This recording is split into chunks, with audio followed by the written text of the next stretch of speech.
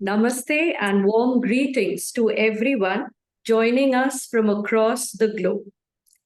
It is my honor and privilege to welcome you to the Yoga Bandhan International Online Symposium, a signature event of the International Day of Yoga 2025, jointly organized by the Institute for Salutogenesis and Complementary Medicine, Sri Balaji Vidyapeeth University, Pondicherry, and the Department of Yoga, NSHM Knowledge Campus, West Bengal. This symposium is proudly supported by the Ministry of Ayush, Government of India, and the Indian Yoga Association. I would invite all of you. Let us start with a small invocation, sitting in a comfortable cross-legged posture or, wherever you are sitting, keeping the spine nice and tall, gently introverting our awareness inwards, maybe to our breath, and just focusing to the normal inhalation and exhalation for the next 5 rounds. Just centering our mind, calibrating our energies, and mentally preparing for this amazing lineup of yoga leaders from across the globe that we will be hearing in a couple of moments from now. Let us start with 3 rounds of the Pranava chant. So take a deep breath in, all those who are interested to join me.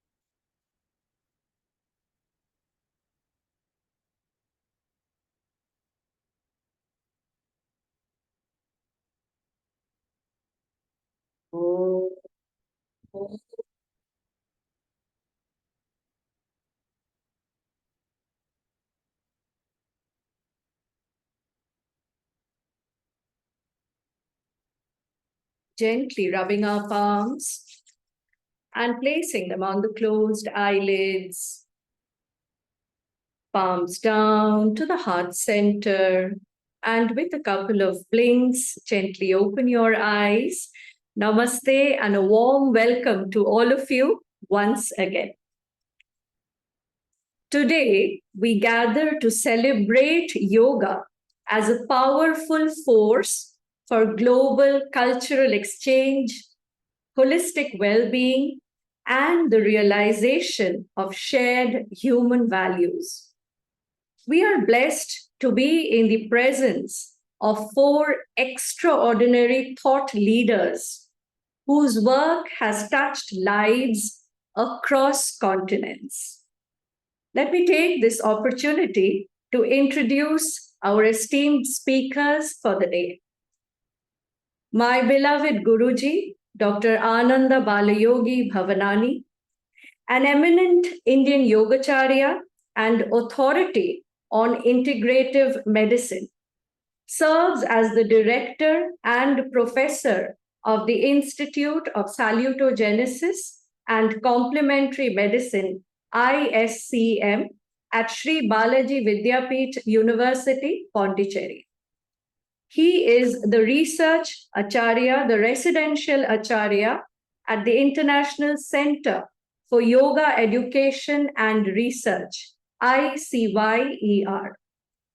A gold medalist medical doctor, a prolific researcher, a Rishi Putra, proudly carrying the lineage of his illustrious parents, an accomplished Indian classical dancer, singer, choreographer, and most importantly, a spiritual practitioner. His work bridges ancient yogic wisdom with modern medical science. My philosopher, my guide, my guru in a true sense, So blessed to have you in my life, Guruji. Pleasure to be with you today, and thank you for the kind words. My dearest Eddie Stern, joining us from New York, USA. He is an internationally acclaimed yoga teacher, author, lecturer, and researcher, deeply rooted in traditional classical yoga. He is known for his pioneering work in yoga, neuroscience, and public health, making the practice accessible and impactful in modern urban life. Famously known as the yoga guru of Dr. Deepak Chopra and a host of Hollywood as well as Bollywood celebrities, Eddie has always been a pillar of support to me and my work right from the very beginning when I dared to start yoga education academically. A big warm welcome to you, my beloved Eddie. Thank you, Anandji. It's a joy to be here with all of you. My beloved Pujya Swami Sevanand Saraswati. Words are very less to, explain what I feel for you. A senior monk of the Parmarth Niketan Ashram Rishikesh, he is a dedicated proponent of spiritual ecology and yogic service. With years of spiritual sadhana and seva, he brings deep insights into yoga as a way of life and a means to harmonize humanity with nature. I still remember the first time I stepped at Parmarth Niketan to offer my teachings as seva there. I was naive, I was scared. But Sevanandji with his Sevanandaji with his bright, illuminating smile just lit up every part of my being. He made me feel so comfortable.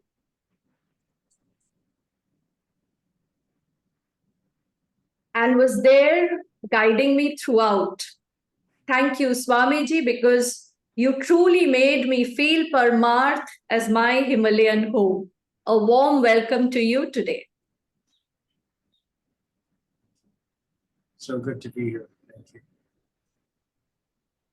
My beloved Erica Kaufman, founder of Leela Yoga, a celebrated teacher, choreographer, and philosopher, carrying the lineage of her Yogacharya mother, curing herself from chronic illnesses through a disciplined yogic lifestyle, and teaching yoga since 1984. She holds the highest national level of a registry with Yoga Alliance.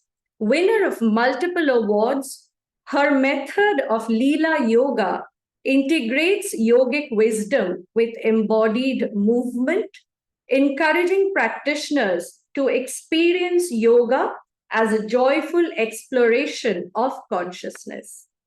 I remember meeting her many moons ago, once again at Parmarth at the International Yoga Festival. I was totally swept off my feet by the yoga flow she was offering. Myself being a trained and certified dancer, movement has always been a key for expression in my life. And I really, I still can't forget that first class that I was there, with you. Truly blessed to finally have this opportunity to have you with us today. A warm welcome to you, Erica. So marvelous to be here and to see you, to be with everyone. Namaste. Together, these visionaries, world leaders, will illuminate the theme of Yoga Bandhan, how yoga binds us in unity across borders and traditions in a shared journey towards health, harmony, and higher awareness. Let us now begin this sacred and inspiring exchange. I think ladies first, so I will go first with the lady in our group today. Erica, Leela Yoga beautifully blends movement and consciousness. How can expressive, embodied approaches like yours enhance intercultural dialogue through yoga? Such a wonderful question. Thank you for your thoughtful question. I agree. I think that implicit in your question is the fact that dance and movement crosses boundaries and cultures. I see the body as an expressive vehicle of the subconscious mind. Body language becomes the subconscious manifestation of what is inside of a person. And I like to experience asana almost like the reverse of that. So if in asana we are placing ourselves in a particular orientation, physically, focus-wise, energetically, then we start to embody that energy and that quality. So that becomes something really interesting because that's something we all share. That's something across continents and cultures and ages. We all share. We all have that dominant subconscious aspect of ourselves that tends to lead our lives. And often we repeat negative things to ourselves subconsciously. Whether I'm teaching in Europe or Asia or the Americas, wherever it is, I've noticed commonalities. People come together to yoga with these common desires to feel better physically, to feel better emotionally, to feel better in their place in the world. And this is universal. This transcends the particulars of culture. The individual stressors might be different country to country and culture to culture, but all of us share some basics. There are expectations, there are societal and family expectations and worries, whether we meet it or not. Yoga is a way of us coming together, and I like to kind of bear ourselves, to feel ourselves as there's nowhere to hide. We are who we are, and our asanas expose what is happening inside of us and give us an opportunity to rewire, to practice with mantra and affirmations that help us move in directions that are more powerful. I love that video you showed, and it's beautiful. And it's right, it's exactly how I feel. I'm always talking about nature, prakriti, nature, roots, connection, the elements, all of these things, no matter what culture we come from, we are part of the natural world. And in modern life, we could feel so separated, and we could feel like our particular problems or challenges dominate. They dominate our attention. But when we can come together in our diversity and sit in our commonality within the practices of yoga, revealing what needs to move within us, revealing the beauty and revealing what has been blocked, it gives us together an opportunity to rise into an unencumbered beauty, a beauty that isn't just the look, it is the experience of the energy, the prana. Immediately. Absolutely. I mean, so beautiful, so beautiful, so beautiful. I am, literally lost for words every time I hear such amazing, um, things which come from the heart. I would, Yes. yes, I would like to bring in Eddie here. Eddie, would you like to add on to what, Erica has been sharing? Because you have been a master when it comes to, asanas and movements. I don't know for how long, I have admired his postures, the perfection with which he does it, and the finesse and the, simplicity. Right now, sometime back, he sent me a WhatsApp, and I was like, this is someone who's still so humble. I mean, it's such a blessing. Eddie, would you like to come in? Yes, I really liked what Erica you said about the body being an expression of the subconscious mind, and how you sort of reverse engineer backwards with asanas to access that level for healing and transformation. I thought that was really beautiful. And Thank you. so often we think about, and definitely the world of yoga promotion is going to highlight the superficial aspects of postures and how people look and dress and what they eat and all of that, and don't make these clear linkages to the underlying purpose of why we're doing these things, which is, of course, to have something about our essential nature revealed to ourselves so that we can grow and learn and change and then share those things.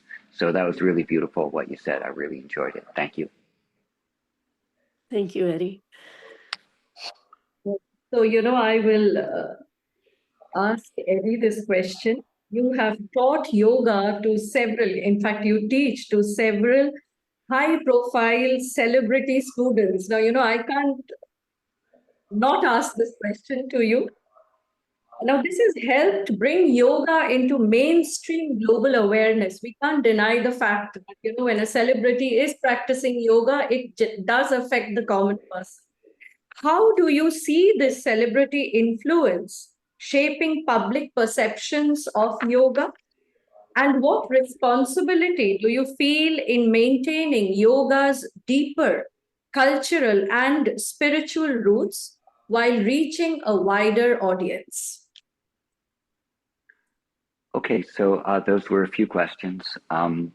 I think I'll start with the first idea that when it comes to the thought of the yoga bandhan, that and how we join together with it from the perspective of myself as a foreigner coming to India for many, many years, that it's actually India that bound us to India and to yoga. We didn't bind ourselves, but the hospitality and the joy and the love uh, of the Indian culture invited us in and welcomed us and pulled us close. And I remember even from my first trips in India, this continues to happen today, but now we're going back to 1988. I would walk into a store and be given tea and invited to weddings and invited over to come, have a meal and then take a nap and then have another meal. I mean, you would never find this kind of a thing in America anywhere. And so India bound us to her with its care for the guest and for the love of the guest. And so all of us foreigners who have been really fortunate enough to spend time in India have been pulled in with the same love and affection and will be forever grateful. And I think that because of that, how touching it is to be invited in such a beautiful way, that this can and should infuse the way that we then share yoga when we go back home, wherever we happen to live. And so I think, I mean, right now here in New York, I'm sitting in our temple. You can see it in the background. Um, and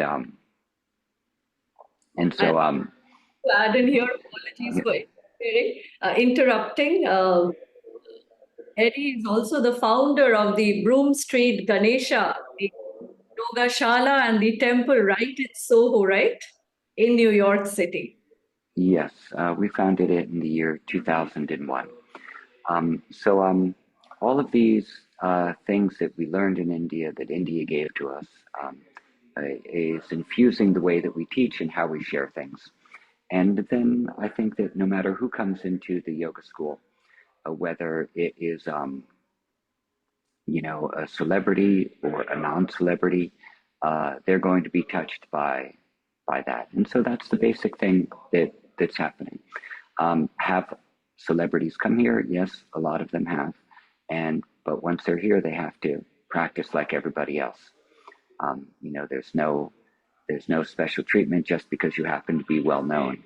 If you're not, being effortful and enthusiastic about doing whatever the sadhanas are, you're not going to stay here. You're going to go off somewhere else. So regardless of who's coming, they have to be present. They're going to be here because they want to be. And then whatever message they bring out into the populace, that's going to be up to them. And so hopefully what they receive is something which is kind and authentic and useful. And then that's what they share with the world. Having taught celebrities, as much as many of them are my friends, like many of the people who come here and practice are my friends, that's not necessarily what I consider the most interesting thing about my life so far. Absolutely. I know you that much enough to know what is important and what is not. I want to bring in Swamiji out here because Swamiji, just adding on to what Eddie was saying, he was someone who kept coming back to India, taking in from the Indian culture and, pouring it out into his, where he stays. Swamiji Sevananji, on the other hand, you chose to stay back, adopt our culture, take up a spiritual life, and serve the Indians. Please share your experiences with us. Goodness, it's can you hear me? Are we good? Okay, Yes. great. It has been an absolute miraculous journey. It truly has. My life in America ended about 6 years ago, and originally I was going to go to South Africa and teach English as a second language to underprivileged kids in Port Elizabeth. And as Pujya Swamiji always so beautifully shares, when Ganga calls you, you must answer. And Ganga called me. I went for an Ayurveda course. I was looking for an Ayurveda course. And of course, that all takes place in Kerala. It doesn't take place in Rishikesh. And yet, when I went searching for courses, the only thing that came up was Rishikesh. So this whole journey has been divinely inspired for me. And so welcome at this stage in my life. I think as Eddie was speaking about, our culture here treats the guest as God. Right?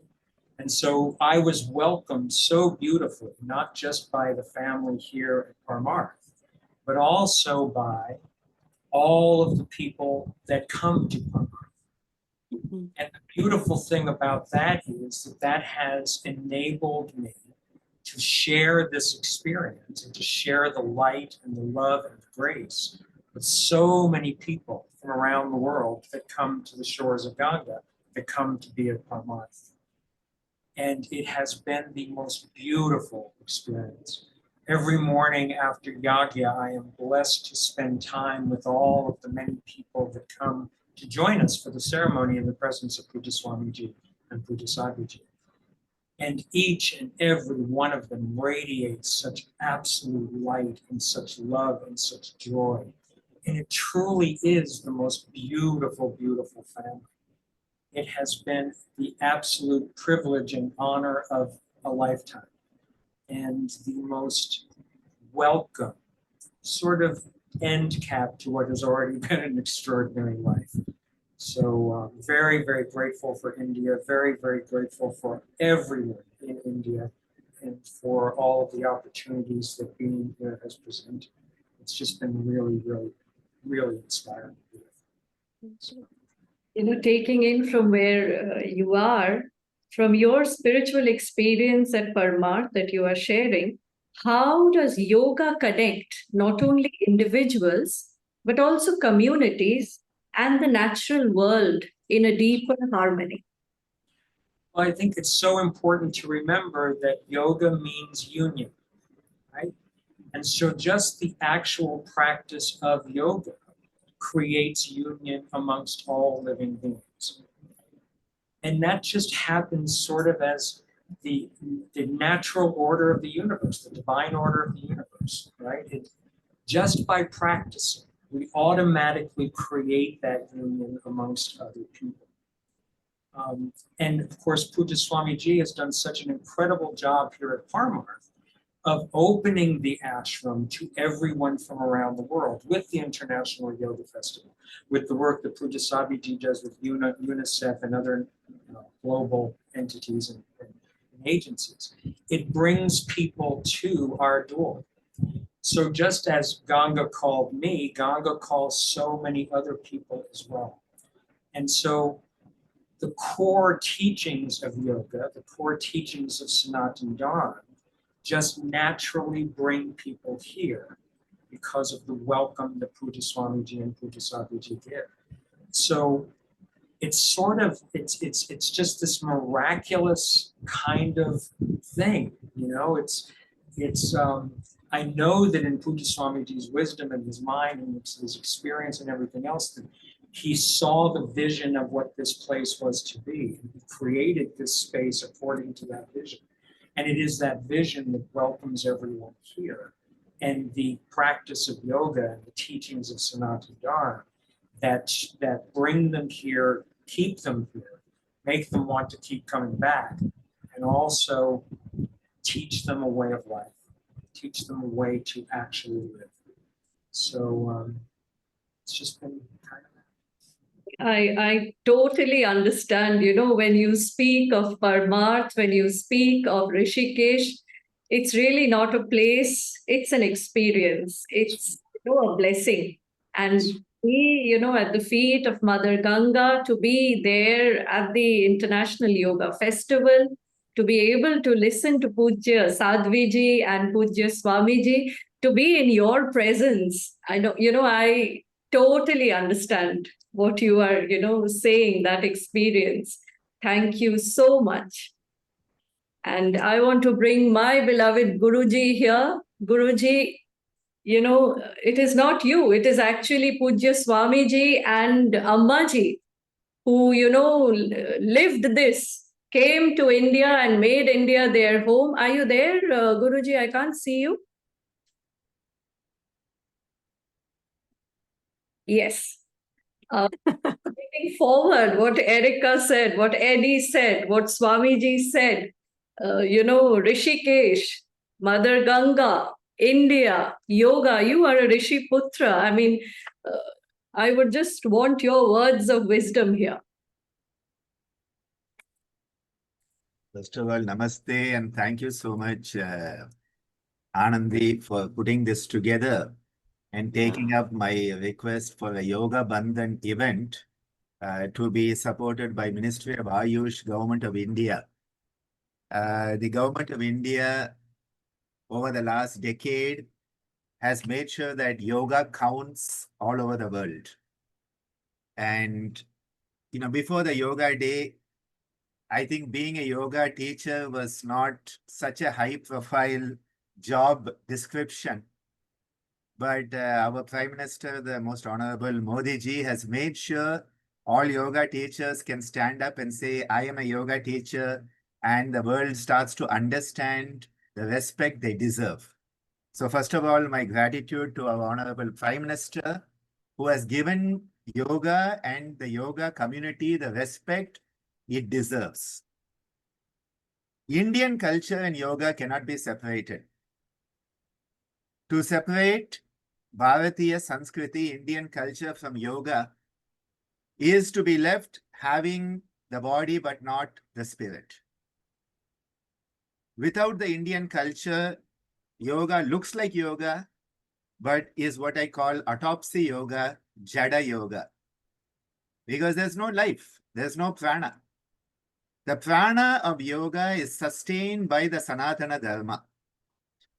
And Sanatana Dharma is not a religion as such. It is a way of living with the highest ideals, where the ideal becomes real. And this is where the philosophy of, high thinking and being grounded in our living is what yoga is all about.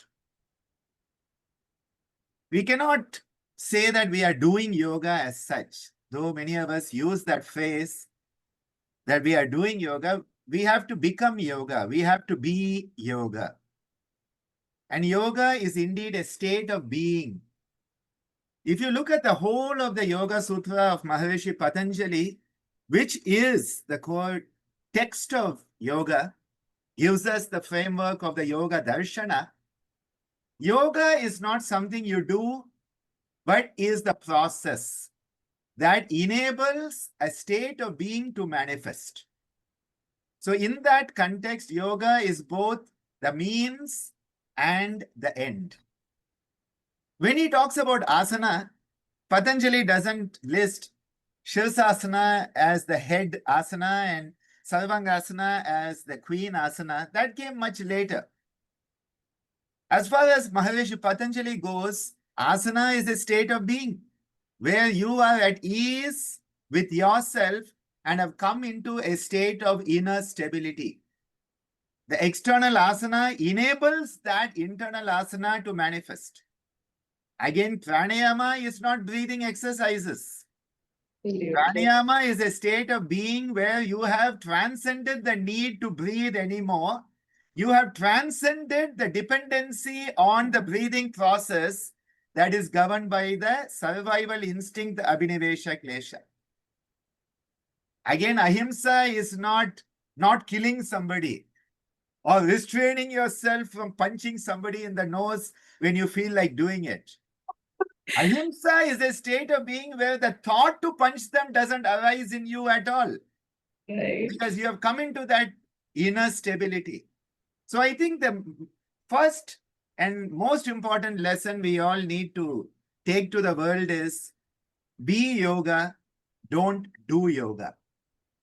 And that be yoga implies presence. The best gift you can give anybody, the best present you can give anybody is your presence.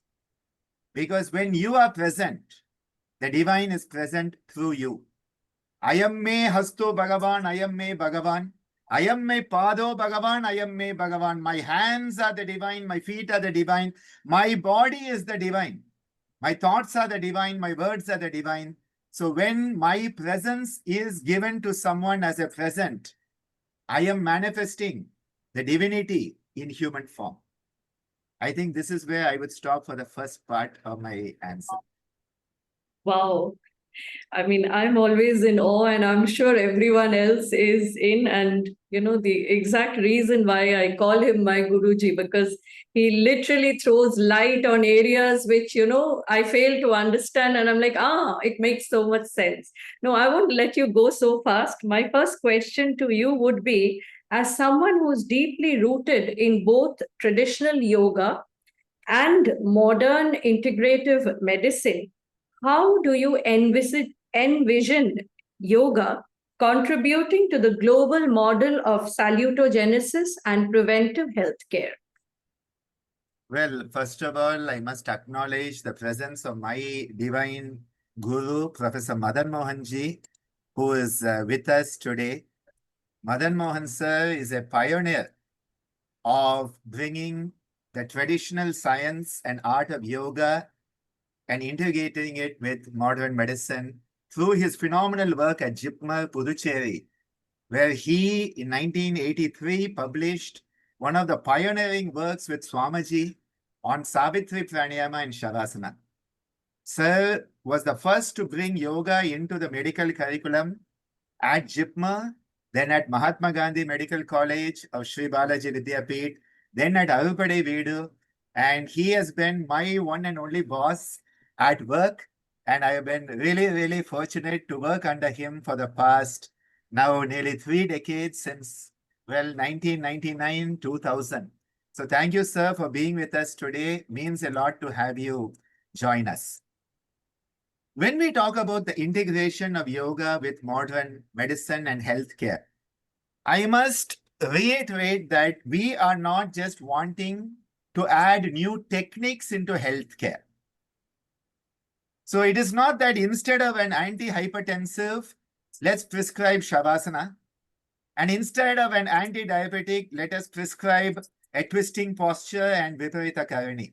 That is not what we want to do. We want to change the whole paradigm. And this is why you need to infiltrate the system, which is the healthcare system, with yogically oriented, health-mindful young doctors. So you get young people who have grown up with yoga, let them go on to become doctors and infiltrate the system from within and change the paradigm from within. You cannot change the paradigm from outside. And the paradigm shift that I'm suggesting is from pathogenesis, which is an orientation towards disease, to celetogenesis, an orientation towards health, well-being, and wellness. Healthcare has no health left in it anymore. In fact, as a dear friend told me recently, healthcare has become a health scare. It is so scary. There's no health in it anymore. We have become disease care, and even sometimes I wonder whether there's any care in it at all or only disease. Because the moment somebody comes into the healthcare system today, we are focusing on the disease, not the person. And this is the antithesis of even modern medicine. The father of modern medicine, William Osler, he says the good physician treats the disease. The great physician treats the person who has the disease. Modern medicine has even forgotten its founding father, William Osler. Right. So Right. there's no health at all. It is totally today disease oriented. What is your disease? What can I do to mitigate your symptoms and send you home? And of course, make sure it is covered by health insurance. This is the whole system. It is totally about balancing the account sheet. Health care should have two components. One is health, the second is care. Now, if you are not having care there, don't call it health care. And if there's no health, again, don't call it health care. So this is where yogic perspective can give so much to modern healthcare, not just add-on techniques. Because today, what I find happening in the name of yoga therapy, yoga chikitsa, we are just adding a few techniques to the modern medical prescriptive list. And that is not yoga therapy. That is at most what I call yogopathy. Yogopathy is replacing, medical prescription with yoga techniques. Are we looking at the root cause analysis? Are we approaching the person as a whole person? Are we giving that human being the three most important things that every human being wants? What are those three? They want to be respected as an individual. They want to be valued as an individual. And they want to be loved as an individual. Respect, value, and love are what every human being is seeking. And this is why I believe the philosophy of yoga, the psychology of yoga, the spirituality of yoga, all of this has to be brought into healthcare. Then disease careless can truly become health careful. And I think this is where the salutogenous orientation given by Professor Aaron Antonovsky, one of those most amazing men who gave us the concept of salutogenesis, a focus on factors manifesting wellness, a wholesomeness. I think this is the way forward. And to this extent, for the last 15 years, 16 years at Pondicherry, through our institute and a healthcare system, we are showing it is possible, it can be done, and it can be done successfully. Absolutely, absolutely. Whenever I listen to you, I just become mum. I don't know how to take this forward because literally I'm in a state of silence. I don't have words to express after what you say. In fact, I would invite Eddie, Erica, Swamiji, please join us in. Can we have all of them on the screen together? So, whoever wants to share, and also, our audience, if anybody has any questions, before, I do have a second round of questions for our speakers, which I will definitely be going ahead with. But before that, if we can have everyone on screen and just have a, friendly chat. Eddie, if you want to add in, because you have done a lot of work with healthcare. Erica, you have also done a lot with your own health as well as others. Swamiji, of course, I don't have words to express what you do, when someone comes, that warm hug that, you give everyone. Sitting below that tree, just watching you. I was telling Guruji, yesterday I was telling him that just the radiance on his face, that's enough to, feel, make someone feel at bliss. So let's have everyone on the screen and let's just have a friendly chat. And if anyone has questions, please feel free to raise your hand. We will go over and take some questions. Great. That was amazing, Dr. G. Thank you so much. And fully agreed that, in order to make changes in society, there needs to be some bold vision, and the bold vision has to be completely different than the current operating systems. And that takes some time. And definitely we see in America, there's a tremendous amount of yoga research being produced. And that's largely because doctors and researchers and scientists started doing yoga and started seeing that it was working for them. So they wanted to maybe think about why that was and how that was and started diving in. So this huge volume of research has been appearing over the past decade or so. Really interesting things. But again, a lot of it is related to the same current working models about how can these things fix a problem. And we're not looking at fixing the same car over and over again. We're looking at building an entire new thing, which is in lifestyle, which is essentially what we're talking about, is a hard change to make for people when there's so many easier things that are given to them that aren't necessarily good for them, whether it's fast food or fast drinks or fast living or shortcuts around knowledge or around whatever. We know that there are no shortcuts, and whenever we take a shortcut and make something fast, it's going to lead to a downstream problem. So to get everyone to slow down and to incorporate the necessary changes happens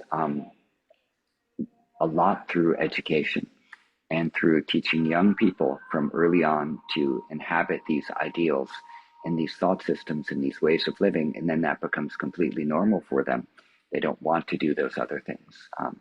I see a whole generation of young people in New York who now are completely disinterested in social media. They don't use it because they see the harm that it brings to their mental health. Whereas a generation right before them was completely obsessed with it. So we are seeing incremental changes by people talking about mental health, by people talking about lifestyle, and encouraging the proper changes. So I'm pretty positive that with your work and the work of others, in 20 years, we're going to see a different generation of people, walking around this planet, living differently, and a lot more than we had in my generation. So hats off to you for your work, and I really want to come visit the Institute and the college in Pondicherry. We would welcome you to visit us, Eddie, and it would be our honor to have you with us because the work being done here is something that is very innovative, and we wish that other places in the world start to adopt it. Because it's not enough if it happens in Pondicherry, it has to happen in every city, every town. And when, people with such experience and goodwill like yourself visit, I'm sure the message will reach many more in a very salutogenic manner. Yeah, well, we'll make a plan. It's tremendous work. Erica? Yes, I am listening, and just like you, I'm filled with all wonderful tingling energy as I listen. I want to, first of all, just acknowledge Dr. Anandaji. You are a great inspiration and your work is magnificent. I came to yoga through illness. And so when you speak, I hear my experience. And that became my motivation to share with others. I was born into a body, I was born premature, and I was born into a body with a lot of suffering, physical suffering. I had full body eczema, and I had very intense asthma. And back then, they didn't have good medicine for this. My mother was influenced by Indian philosophy, and she was very interested in Krishnamurti philosophy and reading, and through him, she learned about Krishnamacharya and yoga, and then turned toward her daughter, me, and started to share to the best of her ability her understandings of yoga. It didn't even stop there. When that was at age 9, I'm 61 now. At age 13 or 14, Dr. Clayton McCracken, a medical doctor, he became my meditation teacher. So when you talk about the union of medicine and yoga, that is how I grew up. And once I was introduced to yoga, I no longer saw myself as a victim. I no longer saw myself as somebody who is helpless and waiting for the remedy, whether it's a pill or a treatment or something from the outside to me. Yoga taught me a peaceful place. Yoga taught me the power of mantra, of repeated belief deep within, of goodness, of potentials, of growth, of health. That's what yoga taught me. So my love for yoga and for India was absolute. From a child, I was hooked on this. And then very quickly, as I became an adolescent and a young adult, I started to see others in the way they were suffering and interested in sharing it. Now I find as a teacher, Eddie, you're talking about like this evolution and revolution that's happening with the people making different choices, seeing that social media maybe doesn't serve themselves, or seeing that the medical world has been too narrow in the way they see us, see the person. They don't see the person. They haven't seen the person. They've seen the dis-ease instead of knowing that there is ease in that person and how to liberate that ease.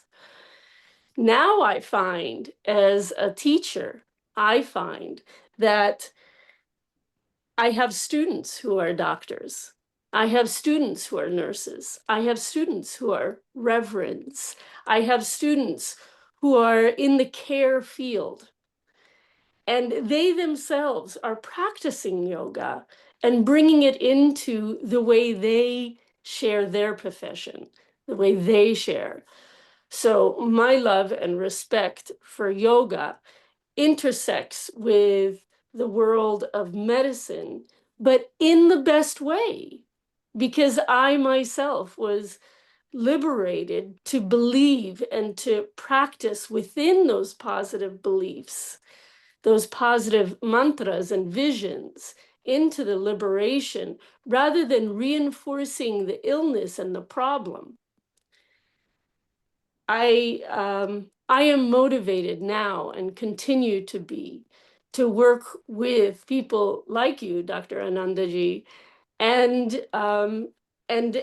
others who are interested in that beautiful union of helping see the whole person, the whole person. And I'm not against Western medicine. I'm not against, an inhaler. I am just interested in empowering the individual to help them expand into their potentials. And it's a great thrill to see the students who are coming to me who are interested in that and how they're incorporating it in their professional work. So beautiful, Erika. You know, what you said is that we need to find the best of both. I think this is the tough part, because often we find that people take the worst of both. So, you know, finding the best of both and taking it forward. Anandi, I think we can request Madan Mohan sir to just say a few words, because as a pioneer of this, I think, and having him here, sir, if you can unmute and say a few words, we would be so blessed, sir. Thank you, Dr. Ananda, for saying nice words about me. I would like to say some points only, which were already raised in that in those points. Firstly, you said that yoga is the Sanatana Dharma. And we know that the first book in the libraries of the world is Veda, Veda. That is known, well known. And yoga, all the rishis were yogis. So that point I want to confirm. The first book is Veda in the world, not a human. It is not of India. It's a global. The aim is global. And first lifestyle is yoga. And we also have first poetry, Ramayana, Valmiki Ramayana. It's all global idea. And also ultimate aim of yoga is samadhi, as we know, dhyana and samadhi. What is samadhi? Samadhi is upasana. You become one with the divine, and divine is one.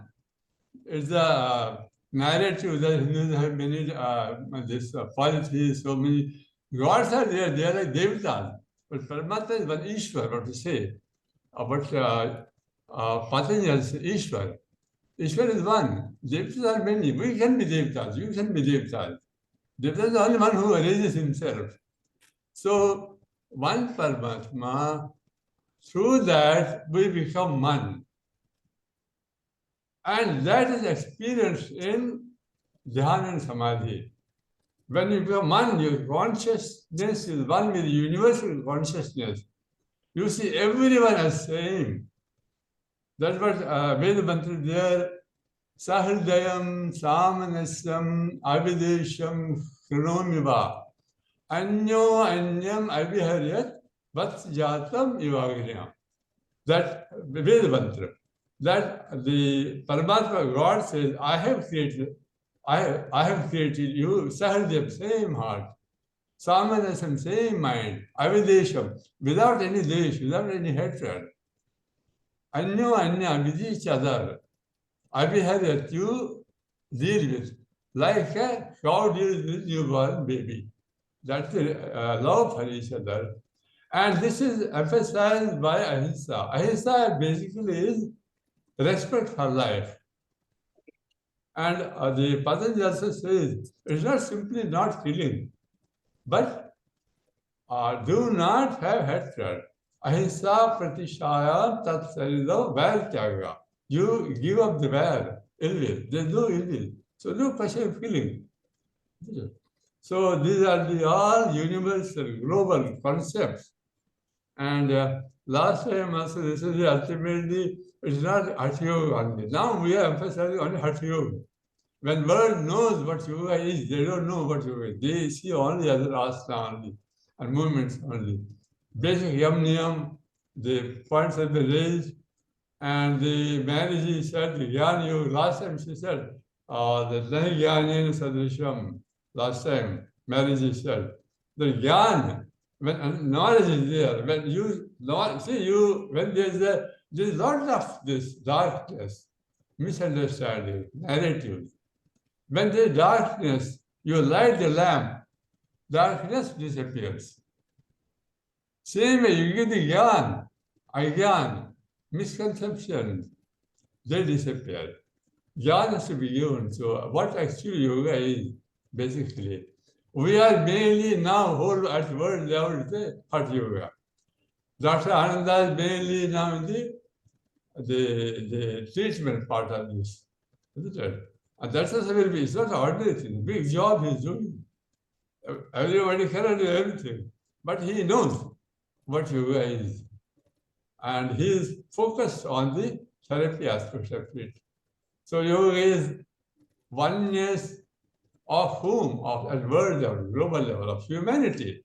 Unity of humanity in one divinity, one Paramatma, Ishwar. He is our father, mother, not only father, mother, you know. Tameva Mata Shipata Tameva Bandhu.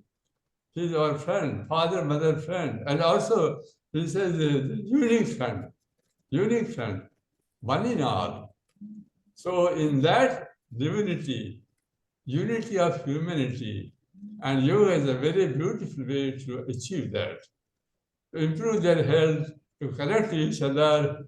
And I'm very happy that India, we have very good English, and through English language. It is also a blessing of Mother Saraswati. We have good English. I am not able to speak because of my mouth problem so well, but our English is very good. And it's a means of connecting the whole world. And yoga, that is the beauty of yoga. Thank you so That's much. how we are all working. Our leader at present is now, is a leader is Ananda. Now, he is my guru. He is guru of all of us. Okay. And Thank you, sir. Thank you. I will, how long I work more with you people. I have been available and Your blessings empower all of us to grow and glow in yoga. And sir is an example. He went through during the COVID, a very debilitating cancer, and has come back stronger. He is with us, an example of how through yoga, he took the medical management, but as he would say, medical management saves your life, but yoga gives you back your life. And sir is an example of that. We all salute you, sir. Namaste. one more point, you raised that this health awareness, that's now yoga-pathy.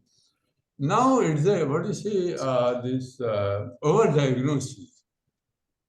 People come, you see, anybody, especially elderly people, they have something wrong with their blood pressure will not be normal, some sugar or something there, but there is no symptom. Even they say the people with cancer of men is very common, elderly men.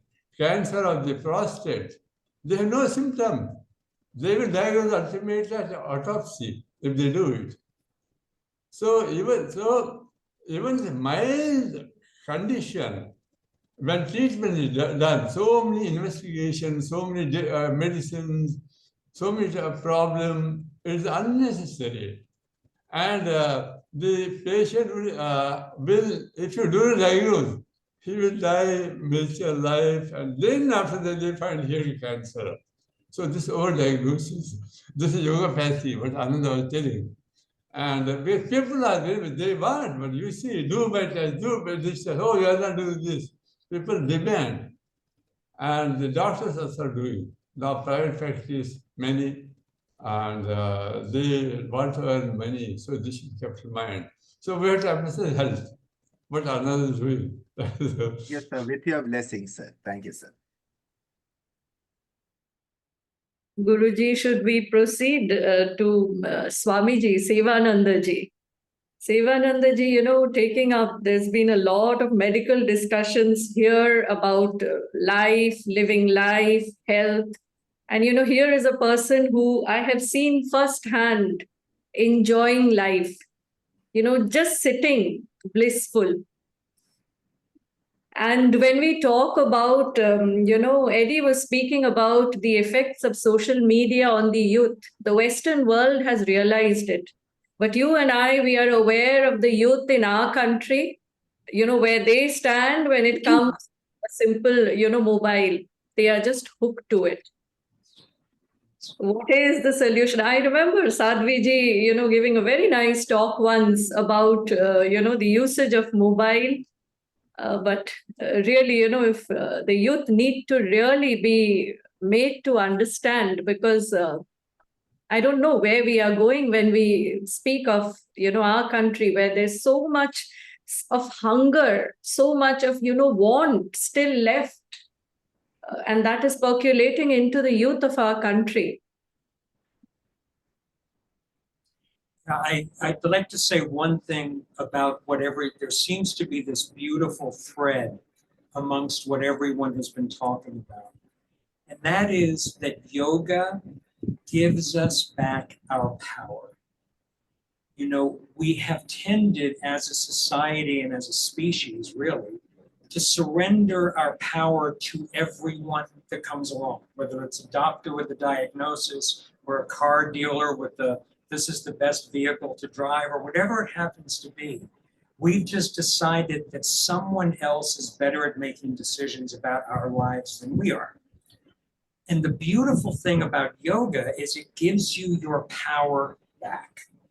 Because yoga is a very singular thing. Yes, we do yoga in groups. Yes, we have hopefully hundreds of people coming to classes and things like that. But it's a very solitary practice. And it can be a solitary practice. Unlike so many other forms of exercise and sport and everything else, it involves multiple other people, places, things, equipment, everything else. Yoga is very self-contained. From asanas to pranayama to everything else, including up to meditation, it's all right here within us. And so by practicing yoga, we take that power back. We take the power back for our health, both mental, physical, spiritual, every other which way. And if we maintain a solid practice, we will be healthy in all of those ways. And it's the same thing for what you were talking about the youth. And it's not just in India, it's worldwide. Social media was created basically, Facebook came about so that Zuckerberg could pick up women. That was what it came about for, right? So it didn't start out with the most lofty intentions. It was already kind of not the best platform. And as it evolved, it went to clickbait, it went to making money, revenue off of all these clicks and everything else. And so the algorithms for those are created as an addiction. It's almost like just another form of alcohol or drugs or anything else, because we get that adrenaline rush from someone liking our page, someone watching, someone restreaming it, someone reposting it, whatever it happens to be. We get this adrenaline rush the same way we used to with drugs or alcohol or anything else. And so the way to bring the youth away from social media is to continue this beautiful thing that we're doing, that everyone in this group is doing, is to return to the core values of yoga, to return to the yoga practice, or to find the yoga practice if you've never had one. Because when you do that, everything falls into place. It just does, because you stop looking outside for your fix, for your cure, for everything else. You start going within to find that, and you start to realize that we already have everything that we need to heal ourselves and to thrive. We don't have to have anything outside ourselves. So that's just the easiest way that I know of. And again, it's self-contained. You can carry it with you wherever you go because you've got your body, right? So wherever you are, you sit, you do asana, right? You sit, you do pranayama, you sit, you meditate. That's how we create the change.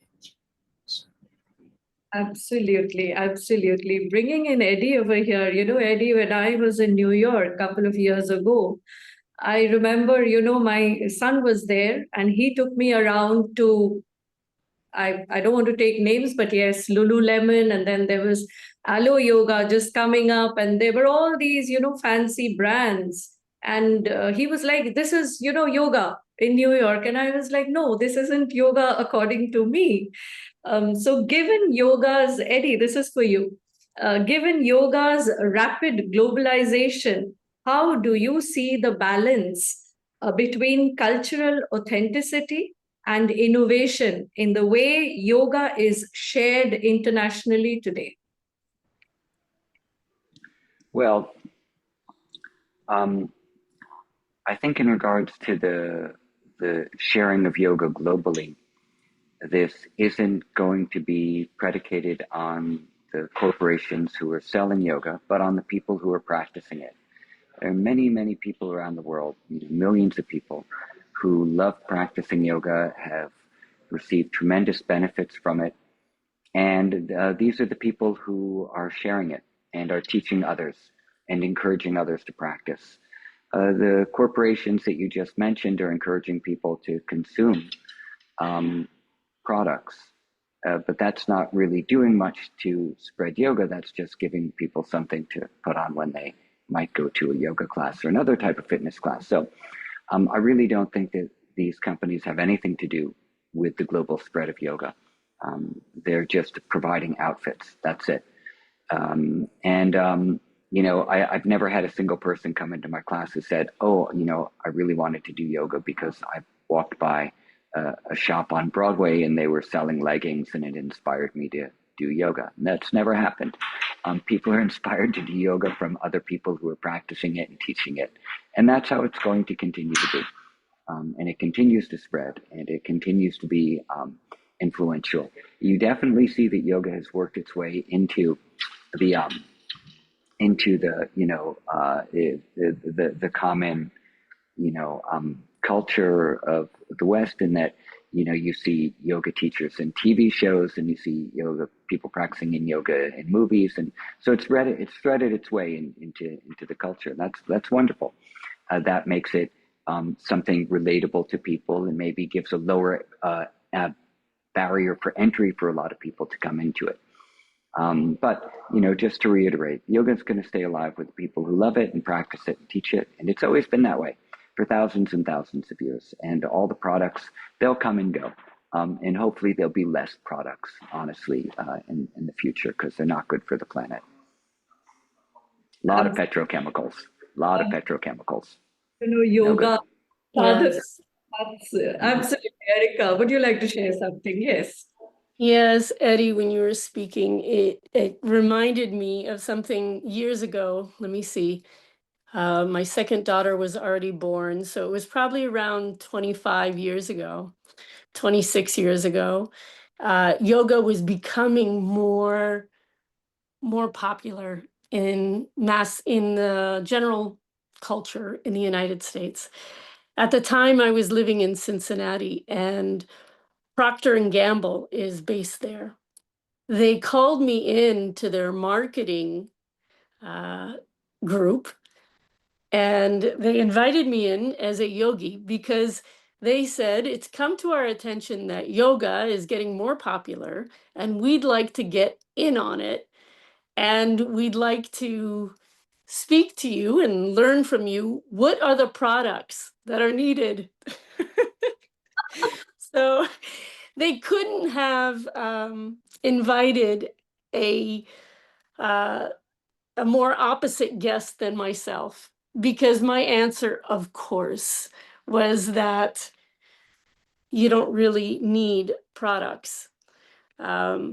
And I remember in the United States in the early, let's see, even in the early 90s, yoga mats weren't even that popular.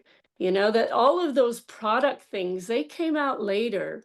And but in that meeting, that was such a wonderful moment where I, as a person who practiced and taught and loved yoga and appreciated and understood the beauty of what it offers all of us, was in company with the people who wanted to sell the products and who had no understanding.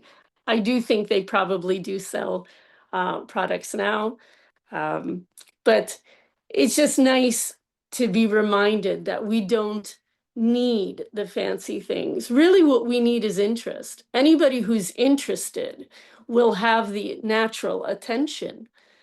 And interest is a great motivator. So I'm also reminded, listening to you all speak, that there's been a lot of focus, as you were talking earlier, about disease. there's also a lot of focus on our differences, like, who we are as different cultures and different people and individuals, and all of that emphasis, rather than a recognition of the foundation of truth, that we are made of the elements, that we are part of nature. All of this becomes a great unifying base for us to practice. So it just occurred to me that it's not only focusing on the negative in the disease, but also the negative globally. What are our, I respect differences. I think differences can be celebrated, not seen as a problem. Yeah, beautifully said. Beautifully said.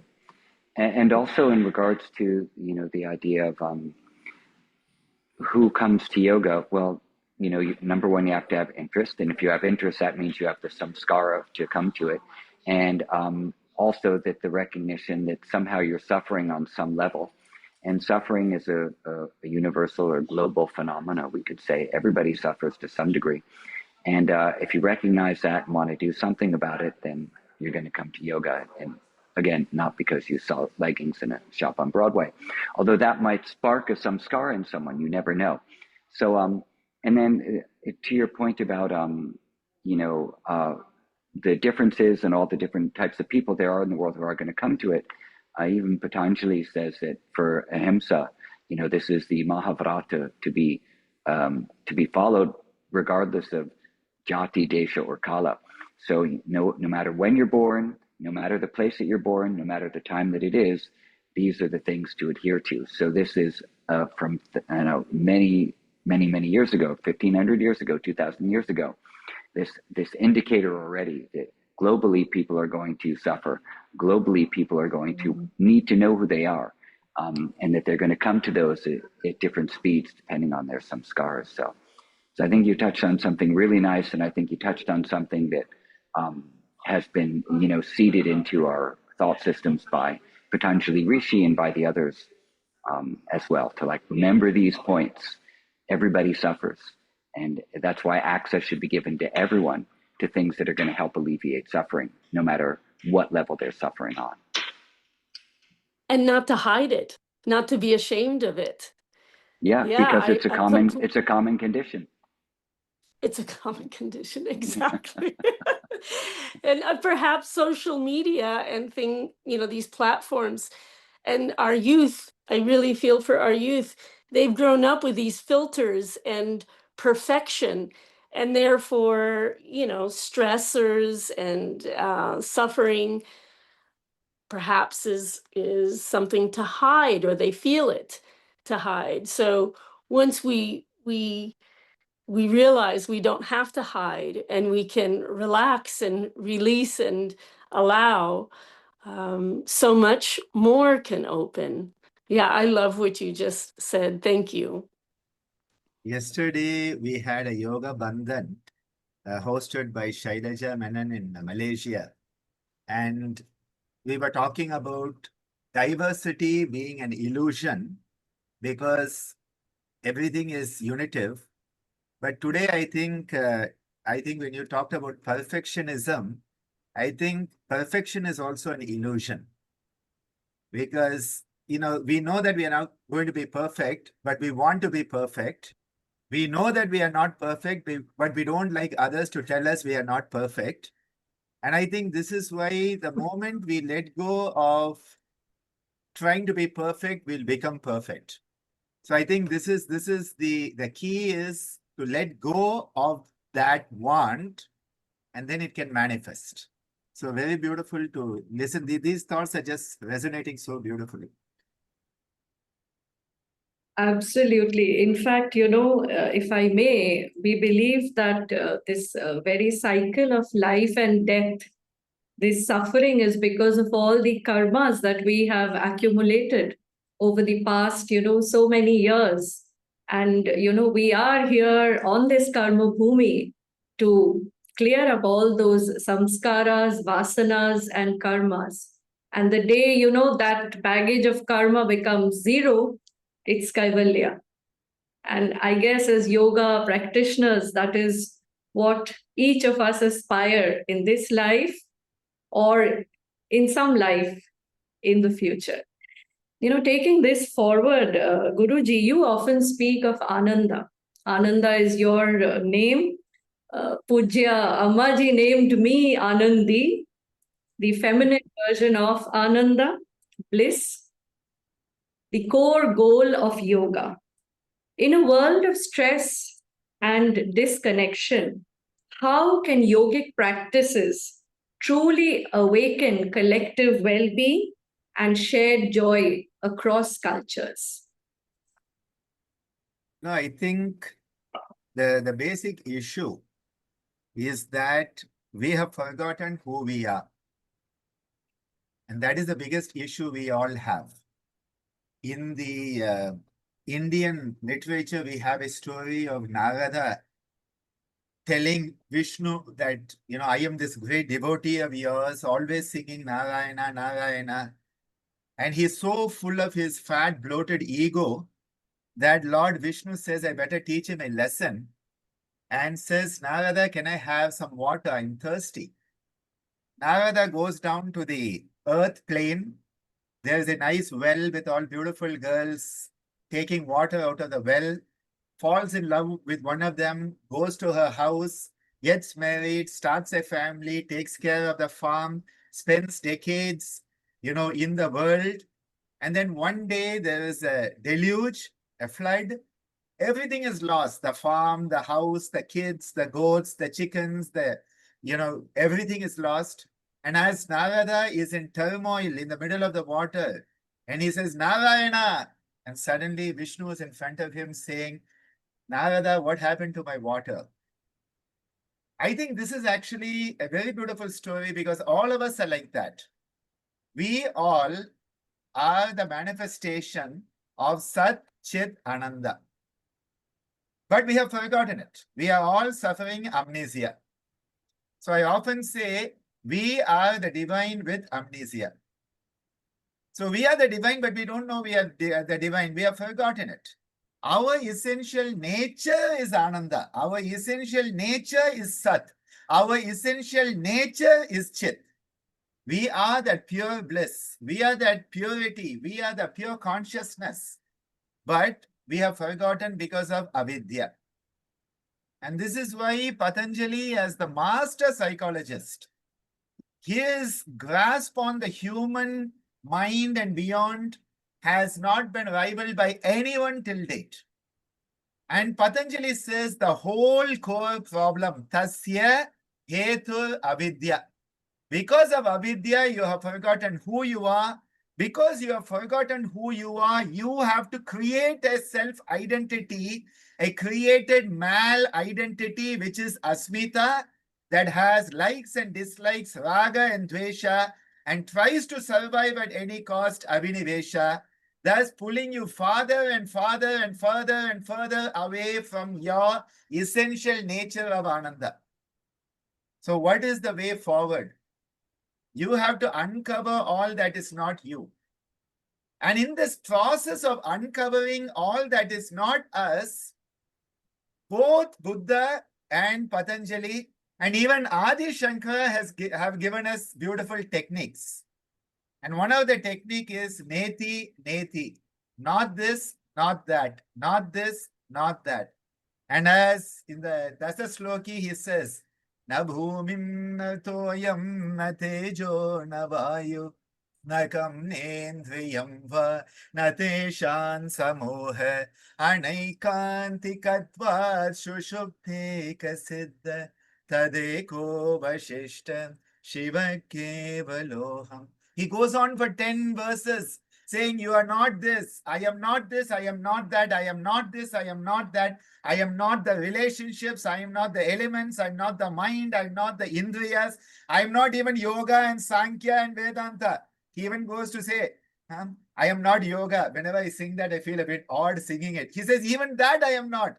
I am not any of these identities that I have created because all of them are mal-identities. So we suffer mal-identification syndrome. That is the human conundrum. Mal-identification. And this is why it is in that state of Sushupti, Adi Shankara says, we understand who we are. That pure consciousness, that Ishvara that Madan Mohan sir was reminding us of. That Ishvara is in a state of Ananda because there is no dukkha. Who has dukkha? Dukkha is because we identify with it. In fact, Yogeshwar Krishna in the Bhagavad Gita tells us, he says, don't identify with your suffering. Because we have all identified with our suffering, my diabetes, my pain, my problem, my bills, my loan, my back pain, my knee joint, my, all Maya. My becomes Maya. We have forgotten it and so we identify. I think the biggest issue, someone asked about some practical tips. The first tip I tell all my patients who come to me, stop identifying with your disease. Because the moment you say, I am a diabetic, you will never get rid of diabetes, because if you get rid of diabetes, you suffer a lack of identity crisis. If you say, I am a cancer patient and you get cured of cancer, you don't know who you are anymore. So just say, the diabetes, the problem. So the moment you create that gap, what is the gap? That gap junction is Vairagya. So I think here, going back to the essential nature, which is Ananda, running around saying, I am Ananda, I am Ananda, I am Ananda, I am happy, I think is a bit of positive psychology. I think what is important is stop identifying with what we are not.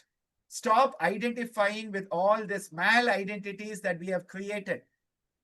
Ammaji used to have the students do an amazing exercise. When they joined the ashram for the 6-month teacher's training, she would say, write down 100 answers to the question, who am I? This was one of the first assignments of self-reflection the students had to do. And you start off the first 20. The first 20 are very easy. I am Ananda, I am Ananda Yogi Bhavanani, son of Swami Geetananda, a medical doctor married to Devasena Bhavanani. I am the father of Divya and Anandraj. I am the son of Meenakshi Devi Bhavanani. I work as a professor. You know, after about 20, you don't know what to do. You have run out of answers to who am I. Then you start to say, I am the mind. Am I the mind? I am the body. Am I the body? I am my emotions. You know, that is where you go deeper and deeper. And by about 75, you don't have any more of these worldly answers. You start to then touch the real spiritual nature of yourself. This is Atma Vichara. This is Swadhyaya. And that is why Patanjali tells us, through Swadhyaya, you unite with that form of the divine that resonates with you. Swadhyayat Ishta Devata Samprayoga. You become one with that part of the divinity that resonates with you. And not your favorite God. No, that aspect of divinity that resonates with you, which is your innate divinity. Because every one of us, doesn't matter whether it is our politicians or our film stars or the so-called yogis in quotes, we are all the divine in human form. But we unite with our suffering. Dukkha samyoga. Krishna says we are all uniting with the dukkha. And the only place where yoga is defined as disunion. Normally yoga is always union. The one place it is defined as disunion is in the Bhagavad Gita. Dukkha samyoga viyogam. To pull yourself apart, like pulling the Velcro strips apart. It's painful. It's noisy. But it is essential. You have to pull the Velcro apart and stop identifying with your suffering. And that is why both Buddha and Patanjali tell us, Dukkhameva sarvam vivekinaha. When your viveka, discernment grows, you realize all this is goddamn suffering. Let's get off this and get back to where we should be. Sat, Chit, Anandam. You know, somehow I'm being reminded of Varuna and Vrigu of the Taittiriya Upanishad. And you know what? Aham nirvikalpo, nirakara rupo, vibudbhachya sarvatra, sarvendriyanam, nacha sangatam, naiva muktirnameva, chidananda rupa, shivoham, shivoham. I would like to bring in Swamiji here because Swamiji, you teach around the globe. People from around the globe come to our ashram. And, I am watching you on the screen, sitting absolutely in peace and in silence and in a meditative state, yet listening to everything. So how, what is your perception of how to spread this real message of what yoga is to the youth and to the masses in general, globally? I think that always the very best way to teach anything is through example and also through experience.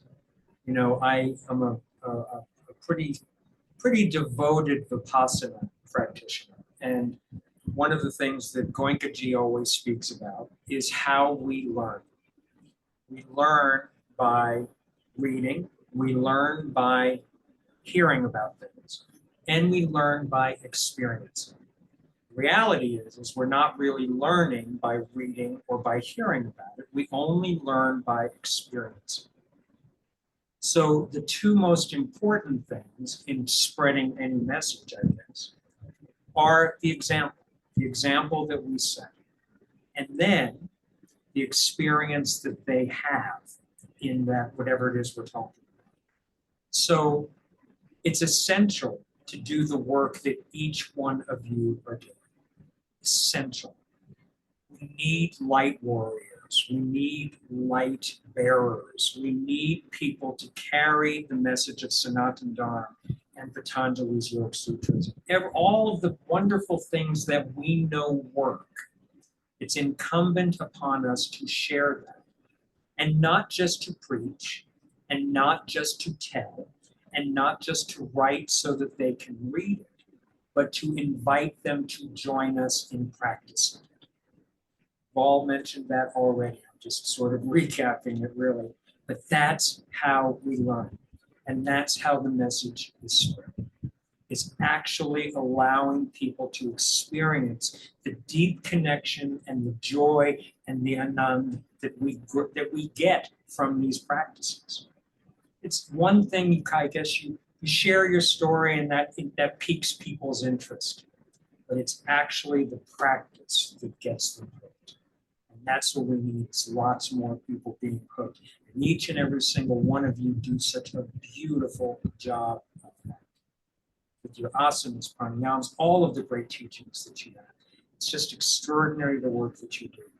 And we're all, I know personally, I'm just so grateful because it makes it easier for me to go and teach what I teach. So, but yeah, I think that's just experience.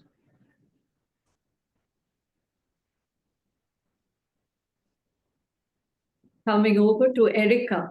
This is, becoming such a heartfelt, such a beautiful conversation. I feel, we started like asana, slowly went into pranayama, pratyahara, dharana, and maybe, dhyana towards samadhi, because as we are coming, towards the end, I feel the energy, from that, we were so excited and we were all, meeting each other, maybe after a long time or for the first time, some of us. And we were all apprehensive that, what are we going to talk? And this is a very global audience who's going to be hearing us and everything. But slowly, that ananda, that bliss, that peace, I don't know, I feel that energy from the screen coming over to me, and I sincerely hope that the other speakers and the other audience are also experiencing a bit of that which I and all of us are experiencing. So I'll come over to Erica now. Erica, you are also a global yoga educator. So how do you nurture inclusivity, especially when you are teaching diverse yoga groups? In fact, I was having this discussion with Guruji when we were writing a paper in which we were discussing suffering and the way we understand suffering. See, we are born into this culture. It is natural, from birth we are made to understand life very differently.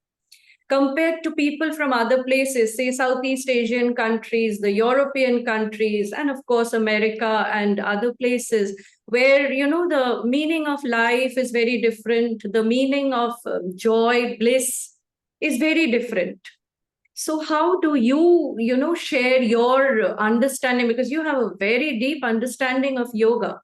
So how do you share that, or, what has been your experience? Thank you for your question. I agree. The conversation is inspiring. And I like to remind myself that in addition to us as the speakers presenting here in this symposium, there are many people coming from different parts of the world with their own stories and their own cultures. And you're listening, you're part of this.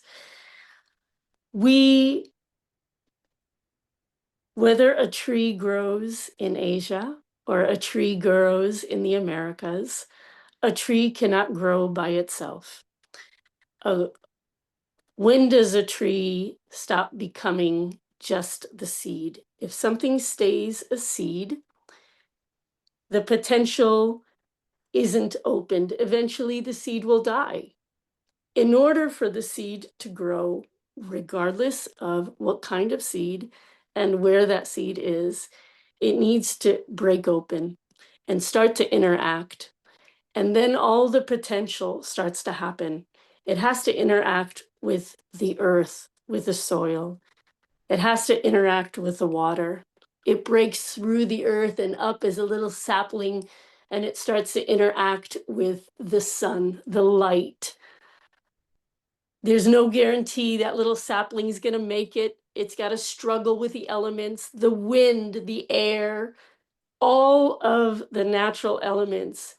It slowly grows. One day, maybe it's a giant oak tree. And people see it as an oak tree. But it's also the earth. It's also the water. It's also all the insects and the birds that have made it so, that have helped with the pollination. And so we look at things and we try to divide them and say that they are different. But really, we are all like the trees. We are all drawing on all the elements. The biggest challenge that I've observed is that in the human state as humans, we are so dominated here. We are so dominated by thought, by feelings, by intellect, by interest and dislikes, that we think our thinking is who we are. And if we can take a moment to recognize that we are all those things that combine to make who we are, all the koshas, not just the body, but the prana, all the anandas, that create the koshas. And of course, spirit, the part of us that is pure and light, is something that we also all share. So you talk about the travel, my travels and teaching different populations, but really what I see, even though the individual challenges are unique, what I see is a person who's speaking, who has certain stories, just like the tree has certain stories, little knots that show and challenges that have happened. But because they are human and they are dominated here by thoughts and feelings, there's often imbalances that happen. And in observing them, the tools of yoga can help them see who they truly are again.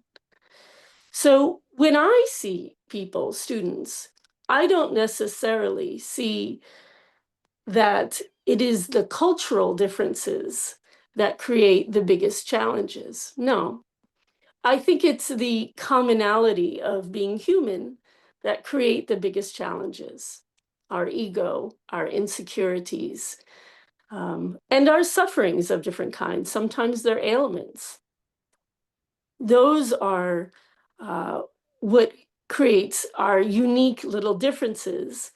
And together we meet in those practices of calm, quiet, calm. We don't need to fill every second with a thought, with a feeling. We don't need to justify. If someone can arrive at a place where they understand they're not a mistake, that the fact that they exist is not a mistake, that they have an opportunity to evolve, they have an opportunity to learn, to grow, and not just repeat. I think that's another challenge of adults, regardless of culture, is that we tend to repeat.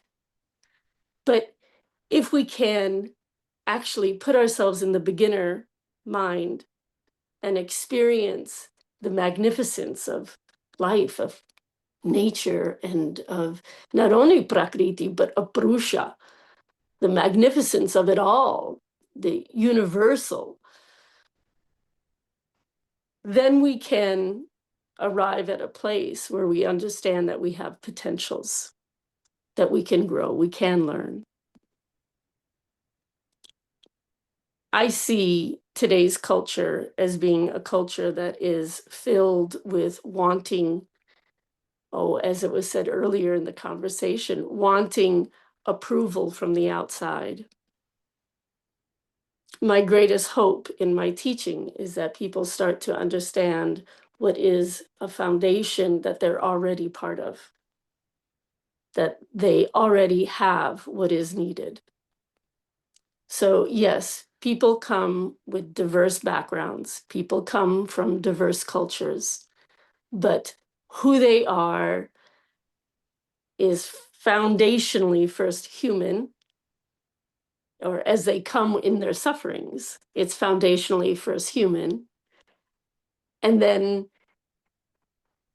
as they quiet their humanness, they could relax into their divinity, into the beauty, into the magnificence of what they also are. So I think the realizing that that is a commonplace that we meet. And as it was said earlier, whether somebody is famous or somebody is not, we're all just human. We're all just human. And it's not an easy ride. We often feel so separate from nature and from the larger rhythm of life. We get so narrow in our thinking. Yoga gives us and me an opportunity to remind others of the larger rhythm. I'll say one last thing about this. Sometimes when I teach, I have this image that, we're all in our world with whatever it is that's challenging for us, and it feels so big. It feels so big, whether it's in a relationship or whatever it is. It feels huge, all encompassing.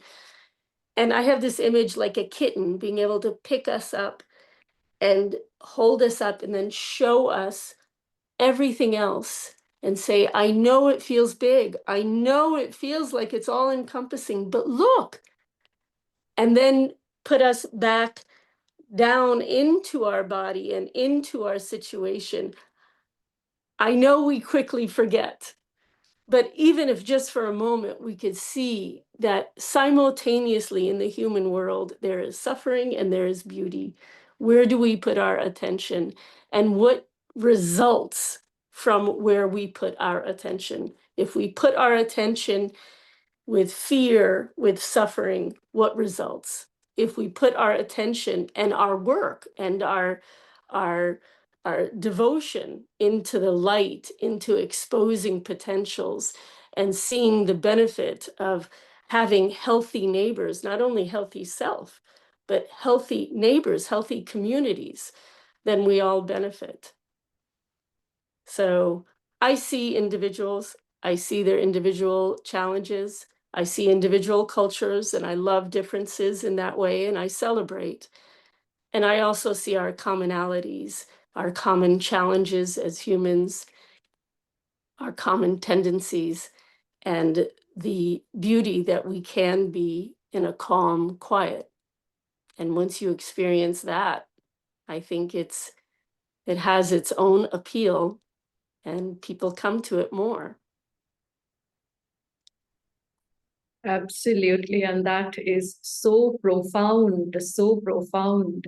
You know, yoga teaches us union, that we are all one. And my guru teaches me that duality is the disease. You know, as a yoga teacher, in fact, I'll share a little bit, when I was just a yoga practitioner, not teaching, all my problems felt, huge to me. Slowly, as I transitioned from, I started teaching along with being a student, a lifelong student. I realized that when Patanjali is speaking about Abhyasa and Vairagya, those two dualities, just take 2 steps back and just watch the student, watch the person. Why is the person behaving the way he or she is behaving? And 99% of the time, as I always say, we are all extremely good at heart. We react to situations because we forget that goodness that we actually are. And I will share another thing. I had lost my father at the first wave of COVID. I was not allowed to visit him. I didn't have a last conversation, and I was the only child, and he was in that a ward, separated in those days, how it was. I was in a lot of grief, and it took me a lot of time to actually come out of that grief. Having said that, in our Indian culture, when a person passes away, the body is burnt. And being a COVID case, I was not allowed initially, but of course, my husband helped. And so I was, allowed to see from a distance. The body was burnt, and the ashes were just this much, which was given to me in a traditional matka, in a pot, earthen pot.